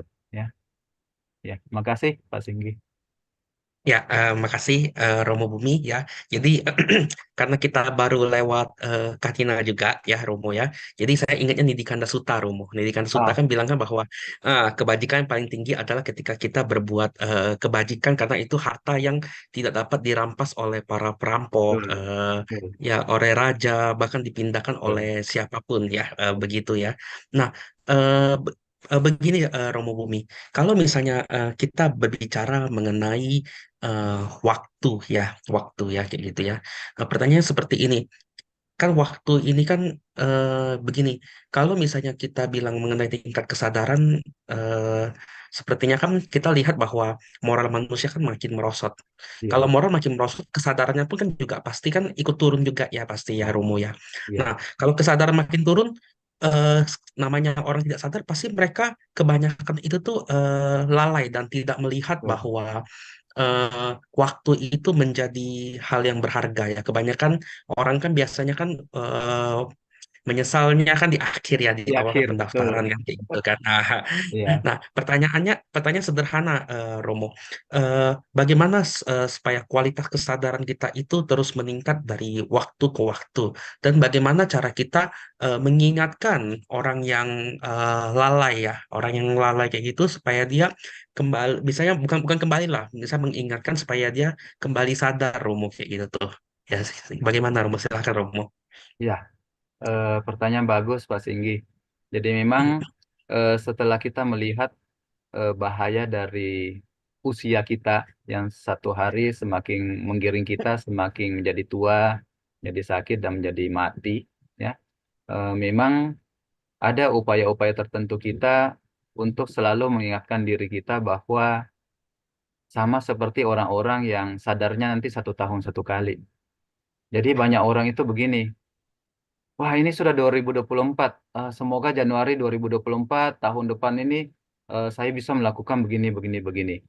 Padahal sebenarnya kan hari pada saat 1 Januari 2024 dengan hari-hari sebelumnya itu sama aja. Jadi ketika kita bangun tidur, sebaiknya kita menyadari bahwa satu hari telah berlalu. Ya, ketika satu hari telah berlalu, apakah kita bisa bertanya ke diri sendiri, apakah kita sudah melakukan hal-hal baik hari ini? Bahkan ketika seseorang menjadi samana, para biku itu luar biasa. Ya, yang saya pernah baca itu adalah bahkan ketika mereka sakit, mereka telah berpikir bahwa waktu yang ada telah dibuang, padahal sakit itu alami loh. Ya, tapi karena mereka sakit, mereka tidak bisa berlatih. Nah, mereka merasa bahwa waktu itu telah berlalu dan terbuang dengan percuma. Padahal kalau kita melihat kan sakit itu alami seperti itu, ya. Nah, jadi kalau saya melihat, mari kita mengingatkan diri kita setiap hari sama seperti awal tahun, ya. Jadi tidak perlu menunggu 1 tahun, 2025 kita akan berubah, tapi segala sesuatu yang belum muncul, yang hal-hal baik yang belum muncul dalam berlalunya waktu 1 hari, kita bisa melihat, oh, saya belum melakukan hal-hal baik. Atau kita bisa melihat, oh, saya sudah melakukan hal-hal baik ini. Mari kita pertahankan, ya. Dan jangka waktunya itu cuma 1 hari.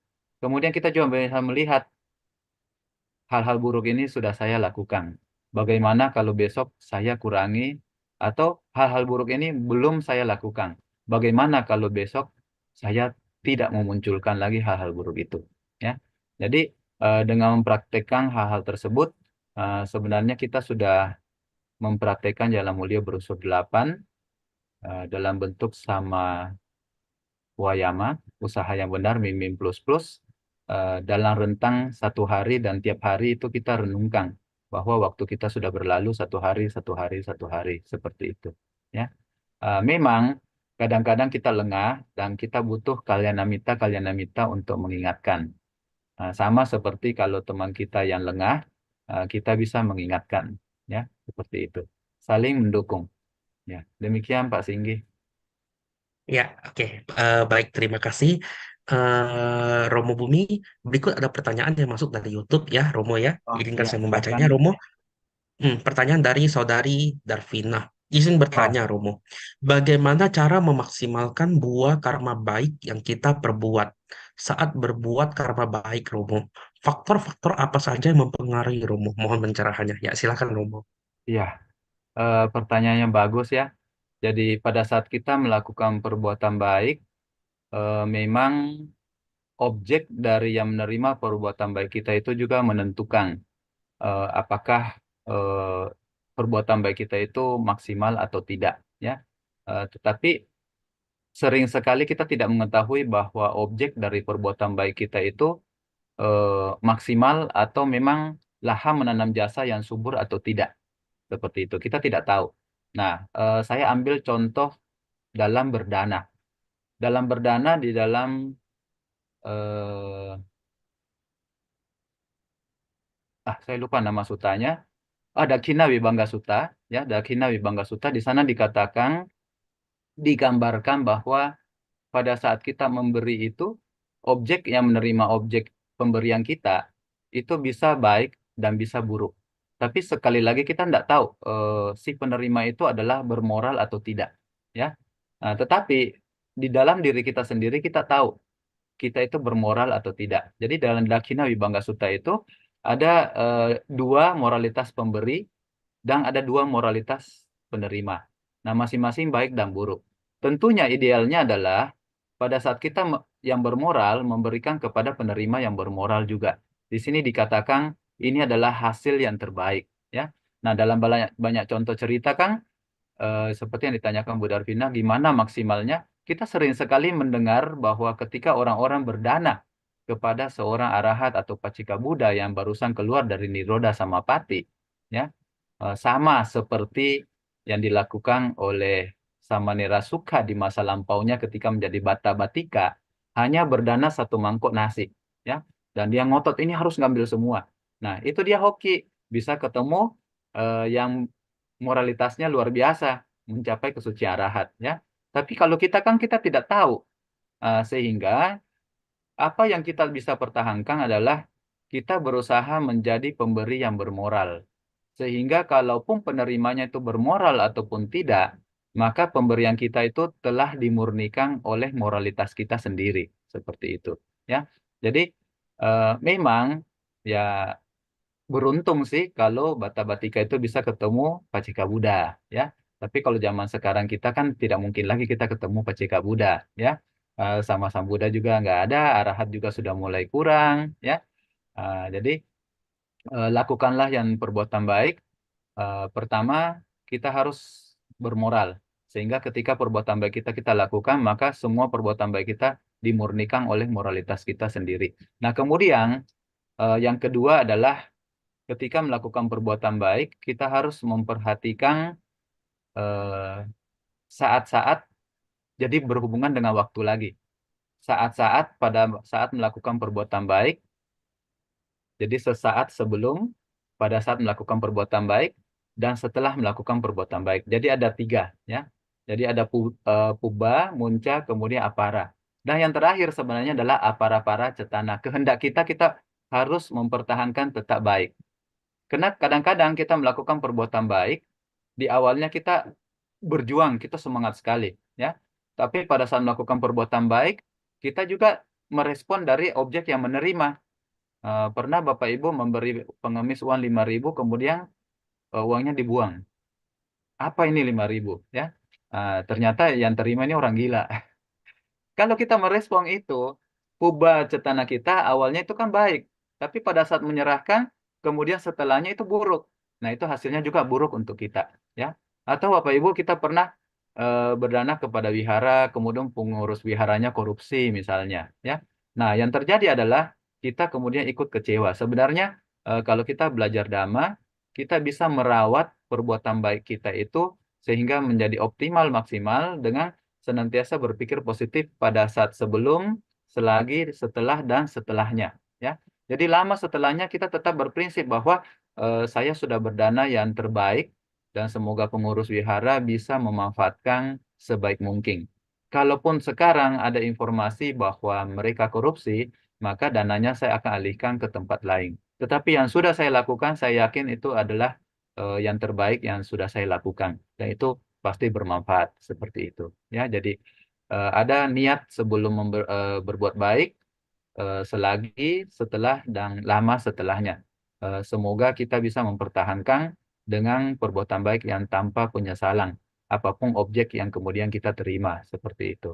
Ya, itu sebagian kecil mungkin. Bapak Ibu mungkin bisa menambahkan, silakan. Ya, oke, terima kasih Bu Darvina. Ya, terima kasih Pak Singgi. Ya, ya baik.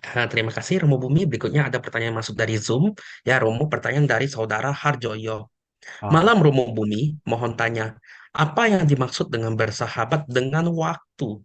Karena kadang seseorang yang kerjaannya padat sehingga merasa dikejar terus oleh waktu dan kadang seseorang merasa cemas atau bosan karena waktu terasa berjalan lama sekali saat sulit tidur atau lagi mengalami sakit anontana. Nah, jadi poin intinya tuh dia menanyakan apa yang dimaksud dengan berjalan dengan apa yang dimaksud bersahabat dengan waktu ya Romo ya. Karena terkadang kita itu tuh merasa mungkin kalau pribadi saya mungkin begini, kadang-kadang kita merasa waktu itu cepet banget kalau misalnya kita lagi happy, tapi kadang-kadang waktu itu kerasa lama banget ketika kita menunggu gitu ya. Ya mungkin silakan ya Romo. iya, eh iya memang secara alami, ya, sama saja misalnya kalau kita nonton film Titanic. Titanic itu 3 jam lebih. Nah, kita duduk tanpa bergeming. Kenapa? Karena keserakahan kita itu kan terpenuhi. Jadi hawa nafsu kita itu terpenuhi dengan kebahagiaan dari nonton, musik, dan sebagainya. Ya, padahal kalau misalnya itu akan berbeda kalau misalnya kita ikut kursus Abhidhamma dan kemudian itu 3 jam langsung. Ya, nah ini, oh, ini kapan ini bisa selesai gitu? Kenapa? Karena memang eh, karena keserakahan kita, loba kita, ya, sehingga kama canda itu lebih menarik daripada dhamma canda.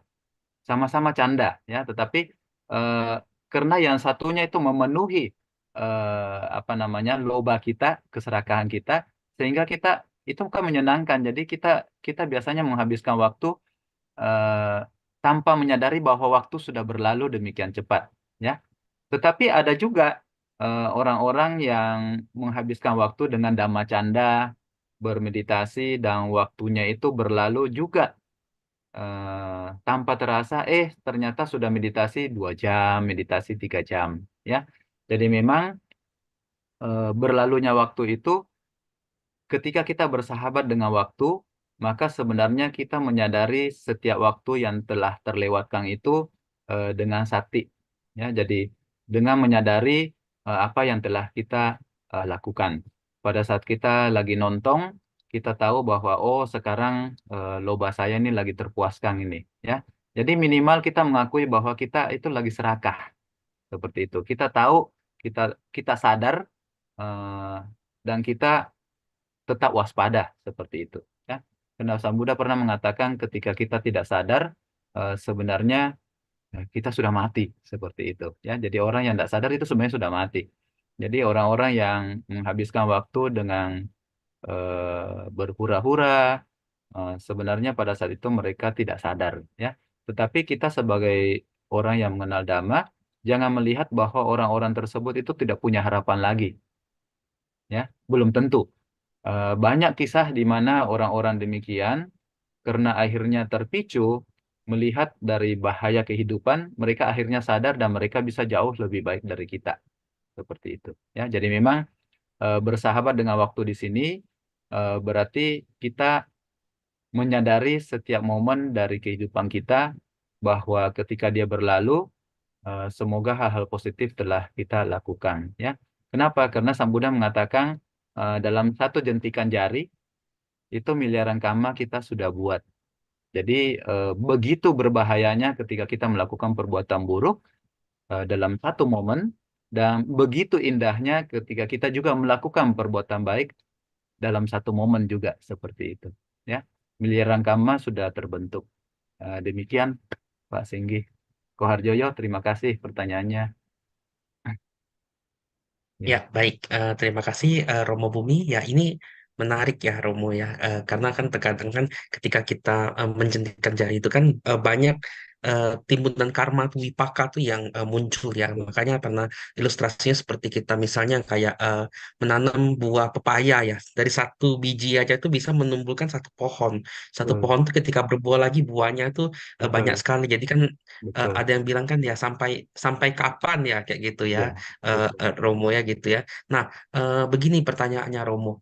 Eh, kalau kita berbicara mengenai wipaka karma dan waktu, kan kebanyakan kan misalnya ketika seseorang kan pernah ada satu kisah, mungkin ilustrasi seperti ini Romo. Pernah ada sebuah kisah, mungkin Romo sendiri pernah dengar ketika waktu itu Sang Buddha dan Ananda lewat, waktu itu Sang Buddha tersenyum ketika melihat seekor babi yang berkubang ya Romo ya, berkubang di di suatu tempat dan kemudian Ananda bertanya waktu itu kenapa Sang Buddha tersenyum. Karena pada waktu itu Sang Buddha bilang bahwa makhluk ini dulunya itu adalah kalau nggak salah Brahma ya, arupa Brahma yang kemudian lalai turun menjadi seorang manusia. Dan ketika menjadi seorang manusia itu dia lalai dan menjadi seekor babi kayak gitu Babi. tuh. Nah, ini kan prosesnya kan ibaratnya kayak naik langsung jomplang turun seperti Ya, itu ya, Romo ya. Nah, yang ya, mau saya tanyakan itu tuh eh, kan timbunan karma ini kan banyak ya, Romo ya gitu ya. Nah, bagaimana bagaimana maksudnya itu tuh biar kita mengkondisikan kestabilan tuh untuk selalu di atas karena yang Brahma yang tingkat kesadarannya tinggi aja dia bisa jatuhnya itu seperti itu Romo. Bagaimana menurut Bapak Romo? Saya mau tahu menurut Romo aja Romo. ya. Jadi memang secara pengetahuan sih, ya, Hmm, Brahma itu ketika terlahirkan kembali, meninggal di alam Brahma, dia hmm, terhindar dari 4 alam rendah. Itu pasti, hmm, ya. Jadi hmm, ada keuntungan ketika timbunan kebajikannya dia pernah lahir sebagai Brahma. Jadi dia lahir tidak mungkin lahir di alam rendah. Nah, dan dalam cerita itu kan kita tahu bahwa ketika dia sudah terlahir menjadi manusia, barulah dia kemudian terlahir di alam yang lebih rendah, ya. Jadi sebenarnya itu sangat bergantung dari perbuatan, pikiran dan ucapannya ketika dia menjadi manusia, ya. Jadi memang akumulasi karma juga berpengaruh, tetapi pada saat kematian seseorang itu erat sekali dengan kehidupan dan kebiasaan-kebiasaannya pada saat dia terlahir sebagai siapa, seperti itu, ya. Kan kalau kita tahu bahwa kematian itu eh, kama yang menuntun mereka itu bisa dari garuka kama, kama berat yang terjadi kemudian bisa berbuah berkali-kali, ya. Kemudian ada juga kama kebiasaan. Nah, kama kebiasaan ini apa? Kama kebiasaan itu adalah kama kebiasaan pada saat mereka masih hidup sekarang, seperti itu, ya. Nah, kemudian ada kama terakhir. Kama terakhir dilakukan sesaat sebelum meninggal. Itu juga dilakukan pada masa saat ini, kehidupan ini. Jadi tidak berhubungan lagi pada saat dia menjadi seorang Brahma, ya. Dan yang terakhir adalah kata takama atau kama yang kecil-kecil, yang bukan kebiasaan, bukan juga kama sesaat. Nah, dari sini kita bisa tahu bahwa kelahiran si Brahma ini itu sebenarnya aman pada saat kematiannya yang pertama, ya. Nanti setelah menjadi di alam manusia, barulah dia bisa terlahir di alam yang lebih rendah. Nah, bagaimana supaya kita tidak terlahir di alam yang lebih rendah, atau bagaimana supaya kita tidak terperosok seperti itu, ya? Nah, di dalam Punya Kiryawatu Sutta dikatakan sebenarnya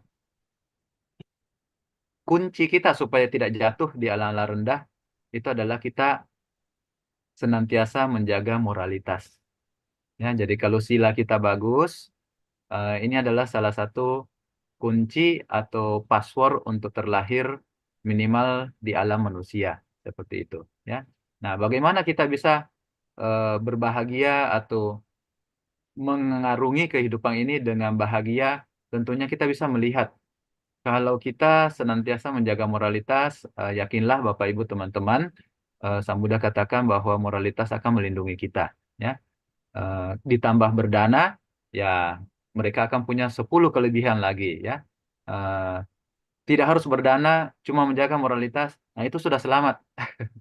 Apalagi ditambah dengan perbuatan baik berdana seperti itu, ya. Nah, kalau kita sudah tahu teori begitu, marilah kita sebagai upasaka upasika senantiasa merawat sila dengan baik. Kan kalau Bapak Ibu masih ingat, kalau kita ambil sila sama Bante kan dikatakan inilah yang harus dipraktekkan, inilah yang harus dirawat. Sila menghasilkan kebahagiaan di alam sekarang, kelahiran di alam surga, dan mendukung tercapainya nibbana seperti itu. Jadi sila itu penting, ya Bapak Ibu. Ya, makasih Pak Singgi. Ya, oke, terima kasih Romo ya, yang ini ya Romo, berarti yang idang me silang maga pala nyasa itu ya, pacayo hotu idang me punyang nibbana sa pacayo hotu, itu bukan Romo. Iya, Dengan apa, dengan merawat sila tercapailah apa ya gitu ya, itu lupa saya Indonesianya Romo. Mungkin kalau itu ya yang Romo ya.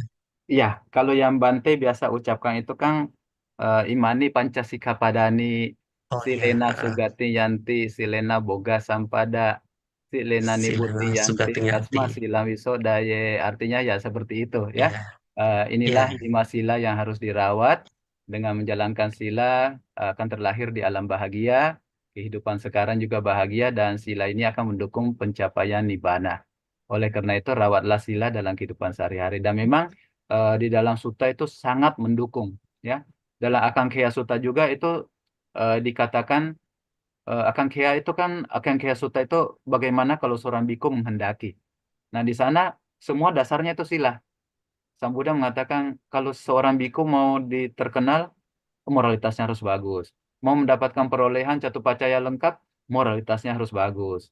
Mau terlahir di dalam surga, moralitasnya harus bagus. Nah, kalau kata-kata bikunya kita ganti jadi perumah tangga, artinya akan sama, ya. Kalau perumah tangga mau berkehidupan cukup, moralitasnya harus bagus. Mau terkenal, moralitasnya harus bagus. Mau lahir di alam surga, moralitasnya harus bagus. Mau mencapai jana, moralitasnya harus bagus. Tambah meditasi sampai jana supaya bisa lahir di alam Brahma. Seperti itu, ya. Ya, ya, moralitas itu luar biasa dalam Dhamma. Berarti moralitas itu seperti akar ya Romo ya. Berarti kalau misalnya akar itu kan ngebentuk sebuah cabang pohon ya Romo ya, batang ya. Nah batang itu tuh dia ke arah kanan atau kiri itu berdasarkan akarnya ya katanya Romo gitu. Jadi kalau misalnya siapa ya? Ini ada yang ngomong ini yang hobi nanam kayak gitu. Jadi kalau misalnya akarnya cabangnya itu ke kanan, dia sudah ke kanan itu sangat susah ngubahnya ke kiri karena akarnya itu udah kayak gitu ya Romo katanya. Jadi itu katanya dari situ ya Romo ya, kalau nggak salah intermezzonya gitu Romo. Oh, gitu Kayak gitu ya. tuh. Ya, Iya masukan kayak yang gitu baru tuh. untuk saya. Makasih, Siapa Pak yang ngomong Singgi. ya? Yang ngomong tuh ada siapa ya? Kalau nggak salah Bante Gunasiri kalau nggak salah ngomong gitu Oh, tuh. Ibaratnya seperti sebuah akar muara itu. Jadi kalau misalnya itu kayak cabang pohon. Pohon tuh kalau cabangnya tuh udah ke kanan dari akarnya, kita susah beloknya ke kiri karena dia udah punya habitnya tuh seperti itu kayak ke gitu. sebelah Bisa kanan. tapi Ya, butuh waktu katanya. Iya iya. kayak gitu tuh. Ngubahnya ke kiri. Ya, Coba saya lihat lagi ada apakah ada yang bertanya lagi ya Romo ya? ya, silakan Pak Singgi. Ini belum ada Romo. Kalau gitu saya tanya lagi nih Romo nih. Oh, ya, Eh, silakan Pak. gini Romo pertanyaannya. Kualitas apa yang disukai oleh para para dewa dan Brahma kan juga sepertinya saya juga pernah mendengar salah satu ceramahnya Bante Keminda kan ketika seseorang itu sudah memiliki dana sila samadhi yang kuat, yang baik, itu bahkan diuji oleh para dewa kayak gitu tuh. Pernah beberapa kasus Sang Buddha kan juga eh, pernah pernah diuji lah kayak gitu kan, pernah diuji. Dan katanya itu tuh pernah dari ceramah beliau juga pernah bilang bahwa mungkin mungkin zaman sekarang itu bisa jadi katanya kayak gitu. Mungkin kayak dewa bisa eh, menyamar jadi hewan ya atau kucing atau ibu lihat respon kita bagaimana kayak gitu dan ingin menguji kan seperti Dewa Saka kan juga berapa kali kan dia Hmm. punya singgasananya panas dan ingin menguji kan kayak Iya, gitu kan.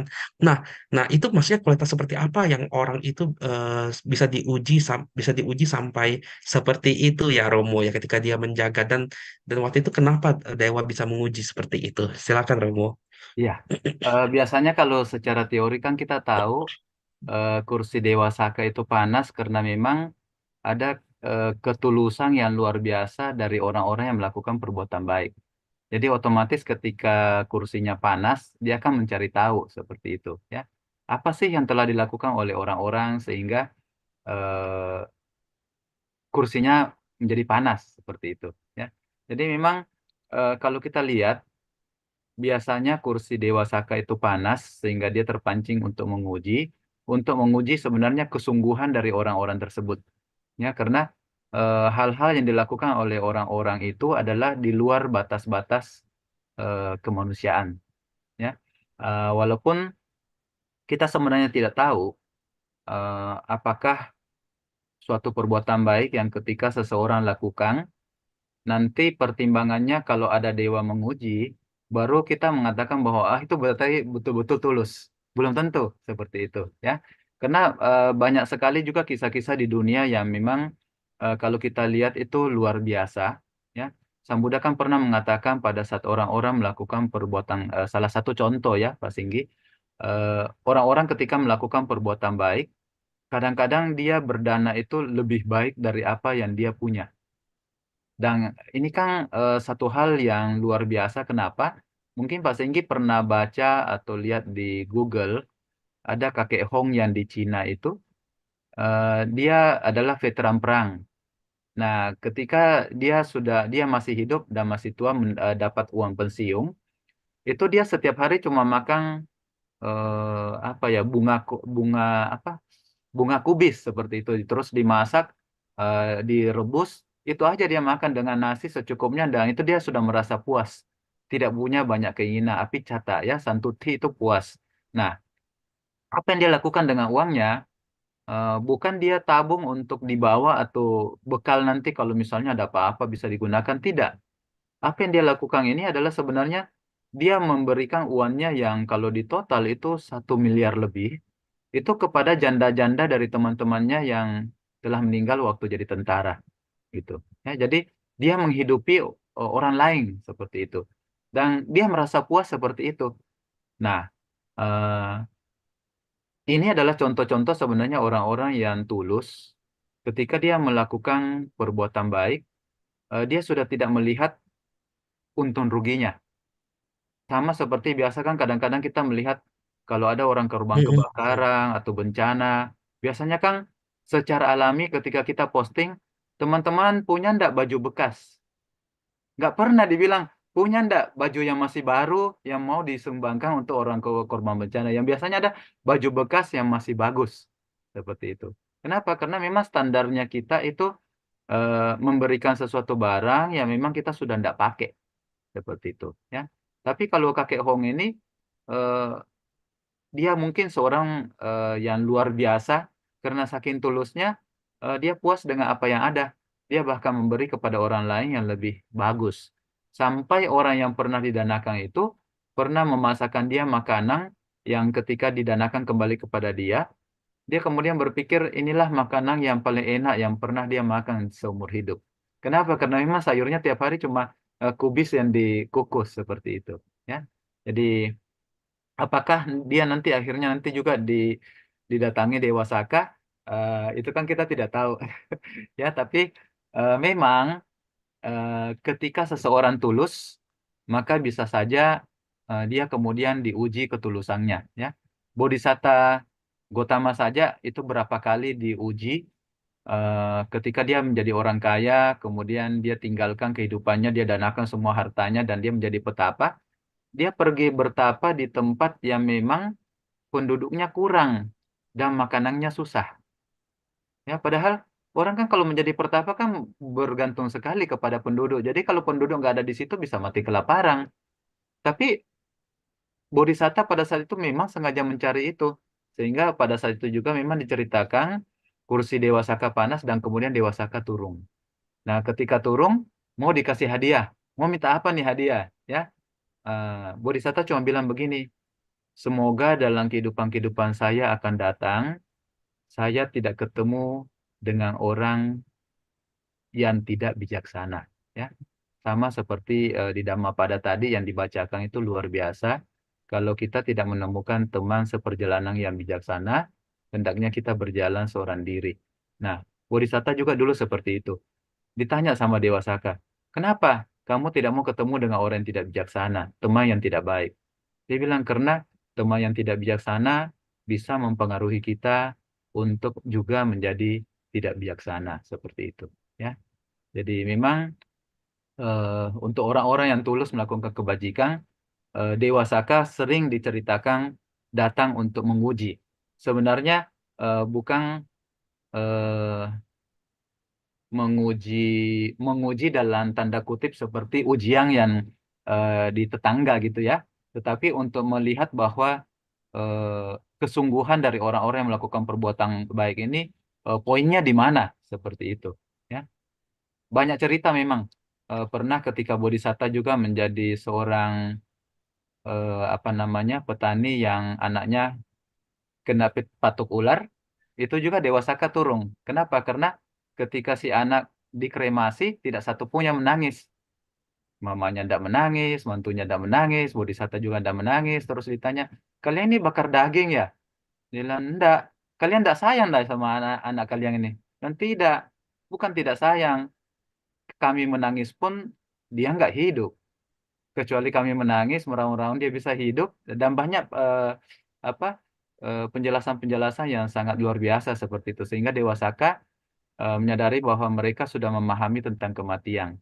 Dan itu juga latar belakang sampai kalau Bapak Ibu dapat kisah bagaimana ratu ada satu ratu istri dari Raja Bimbisara yang ketika Sang Buddha memperlihatkan satu wanita yang jauh lebih cantik. Nah, ratu ini kemudian menyadari bahwa dia pun akan menjadi tua dan lapuk seperti wanita tersebut dan kemudian mencapai tingkat kesucian ya. Nah, ternyata ratu ini Ratu Khema namanya ya. Ratu Khema ini ternyata adalah wanita istri dari Bodhisattva dalam kehidupan lampaunya ya. Jadi Ratu Khema pernah menjadi istri Bodhisatta dan pada saat itu sudah merenungkan tentang kematian. Sehingga ketika anaknya meninggal, mereka sudah menyadari bahwa kematian itu adalah hal yang wajar. Makanya dalam kehidupan ini, Buddha ketika melihat Ratu Khema, Buddha langsung mengetahui, wah, sudah sampai waktunya Ratu Khema juga bisa mencapai kesucian seperti itu. Ya, ya. Demikian Pak Singgi.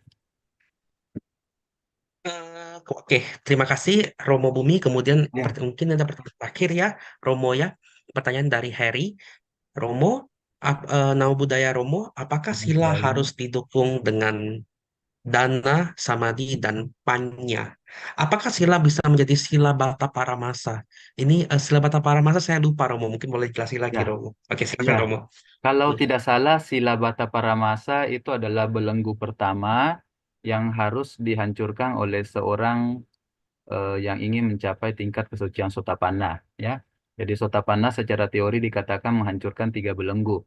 Sila Bata Paramasa, kemudian Sakaya Ditti, dan Wicikicca. Sila Bata Paramasa ini ada yang menjelaskan bahwa hanya dengan sila orang bisa mencapai kesucian. Ya, ada juga yang menjelaskan bahwa sila Bata Paramasa itu percaya dengan ritual itu bisa membawa kesucian seperti itu. Ya, oke. Kita kembali. Jadi kita tadi sempat bahas di dalam slide, ada yang disebut Samana Dhamma. Samana Dhamma itu adalah jalan mulia berunsur 8. Ya. Jadi ketika para petapa mempraktekkan jalan mulia berunsur 8, tujuan akhirnya adalah mencapai kesucian. Nah, perumah tangga bagaimana? Sama. Ya. Jadi kekuatan dari sila itu ada di jalan mulia berunsur 8. Ada sama waca, ucapan benar, sama kamanta, perbuatan benar, dan sama ajiwa, bermata pencaharian yang benar. Ya. Nah, Bapak Ibu, sila itu adalah pondasi. nanti ketika Jalan Mulia berunsur 8 ini yang terdiri dari sila, samadhi, dan panya itu dipraktekkan, nanti akan sampai kepada tahapan-tahapan seseorang mencapai tingkat kesucian. Ya.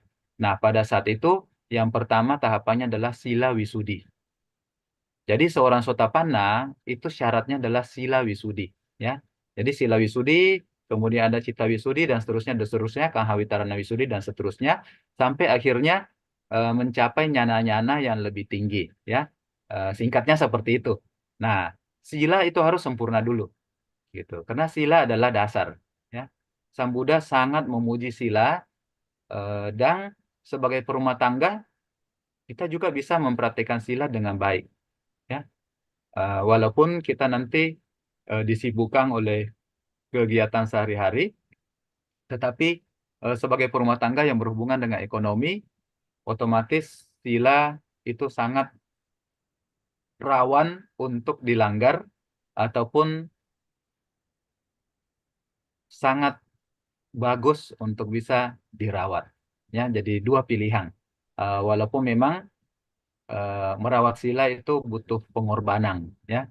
Yang dikorbankan apa? Ya, loba kita, serakah kita, seperti itu, ya. Jadi sila itu sangat memegang peranan penting untuk mencapai kesucian. Tidak cukup hanya dengan sila, tetapi sila adalah dasar, ya. Harus dengan praktek samadhi dan panya. Bahkan untuk mencapai sotapanna pun, ya, orang-orang banyak mengatakan bahwa tidak perlu bermeditasi, itu sebenarnya salah, ya. Jadi sotapanna itu sila samadhi panya, silanya sudah harus bagus, ya. Samadhi ada dalam tingkatan tertentu, tidak harus sampai jana, ya. Kemudian panya itu juga mendukung. Jadi Jalan Mulia Berunsur 8 itu semuanya lengkap seperti itu, ya. Demikian yang saya bisa sampaikan ke Pak Heri. Terima kasih. Lebih kurangnya mohon maaf, Pak Singgi. Ya. Baik, terima kasih Ko Heri dan pertanyaan Ko Heri tadi adalah akhir dari penghujung acara kita ya Romo Bumi. Sekali Ya. lagi terima kasih atas kehadirannya yang mencerahkan kita semua ya. Semoga Maaf, jasa Pak Singgi. kebajikan ini Ya. melimpah kepada keluarga Romo Bumi Horas dan semoga semuanya berbahagia. Satu, satu, Terus satu. ada. Ya. Ya, baik. Mungkin Romo Bumi bisa memberikan sebuah closing statement atau kesimpulan mengenai acara kita pada malam hari ini, Romo. Bersahabat dengan raksasa kala. Silakan, Romo. Ya. Eh, Terima kasih sekali lagi untuk tim DSO, Pak Singgi, Koheri, sehingga hari ini kita bisa dapat sama-sama membahas Dhamma di saat yang tepat. Hari ini sudah 15 Januari 2024. Tanpa terasa waktu berlalu, seakan-akan kemarin itu masih pesta kembang api. Padahal 15 hari itu berlalu cepat sekali. Nah, apa yang ada di dalam pesan saya adalah pesan untuk saya juga sendiri. Semoga kita bisa menghargai waktu kita yang tanpa kita sadari, tanpa kita bersahabat dengan dia, tanpa kita sadari, itu berlalu dengan sangat cepat. Sang Buddha mengatakan bahwa kalau kita tidak sadar, kita sudah mati. Oleh sebab itu, kita janganlah mati dengan selalu menyadari dan bersahabat dengan waktu. Menyadari bahwa waktu itu berlalu, memanfaatkan waktu kita dengan sebaik mungkin, karena kehidupan kita itu sangat singkat. Semoga kita bisa mengisi hari-hari kita dengan kebaikan. Sama seperti pesan teman saya, satu hari satu kebaikan. Semoga bermanfaat. Anumodana untuk kesempatannya. Mohon maaf bila ada yang salah. Terima kasih Pak Singgi dan Ya, teman-teman. sekali lagi terima kasih, Romo. Ya, semoga sehat bahagia selalu. Oke, baik, Romo Ramanya Bapak Ibu semua. Kita akan menutup dengan membacakan Patidana. Kita akan melakukan panjat terlebih dahulu. Oleh karena itu, silakan operator. Ya, dan kita kembali meminta dengan Romo Bumi Horas untuk membacakan Patidana dengan kerendahan hati. Silakan Romo.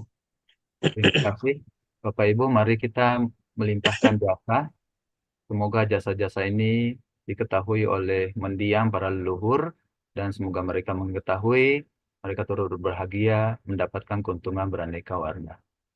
Punya sida nikatasa yananya nikatani me te sancabagino hontu sattananta pamanaka ye piya gunawanta ca mayam mata pitadayo dittha me capya ditthawa anye majjataverino satta tittanti lokasmim te bumma catuyonika pance kacatuwokara samsaranta bhawa bhawe nyatang ye pattidanam me anumodantu te sayang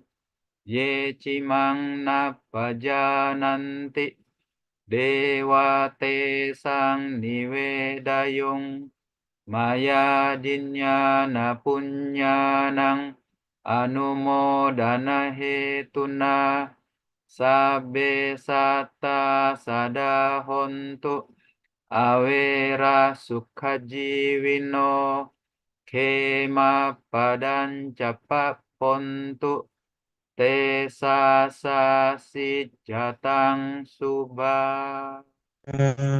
Sadu, sadu, Sadu, sadu. sadu. Ya, baik Romo Ramani, Bapak Ibu semua, mari kita akhiri dengan membacakan nama Karapata. Nama Karapata. Arahang Samma Sambuddho Bhagawa Buddhang Bhagawantang Abhiwatemi Swakato Bhagavata Dhammo Dhammang Namasami Supatipanno Bhagavato Sawaka Sangho Sanggang Namami Sabde Satta Bawantu Sukitata. Semoga semua makhluk hidup berbahagia. Satu, sadu, sadu. Ya, baik. Sekali lagi terima kasih untuk Romo Bumi Horas atas waktunya dan kami Yo, segenap kru kerabat kerja dan masa kaca online undur diri dan sampai jumpa di masa kaca online berikutnya. Namo Buddhaya. Silakan pengumuman. nama budaya. Namo Buddhaya, Romo.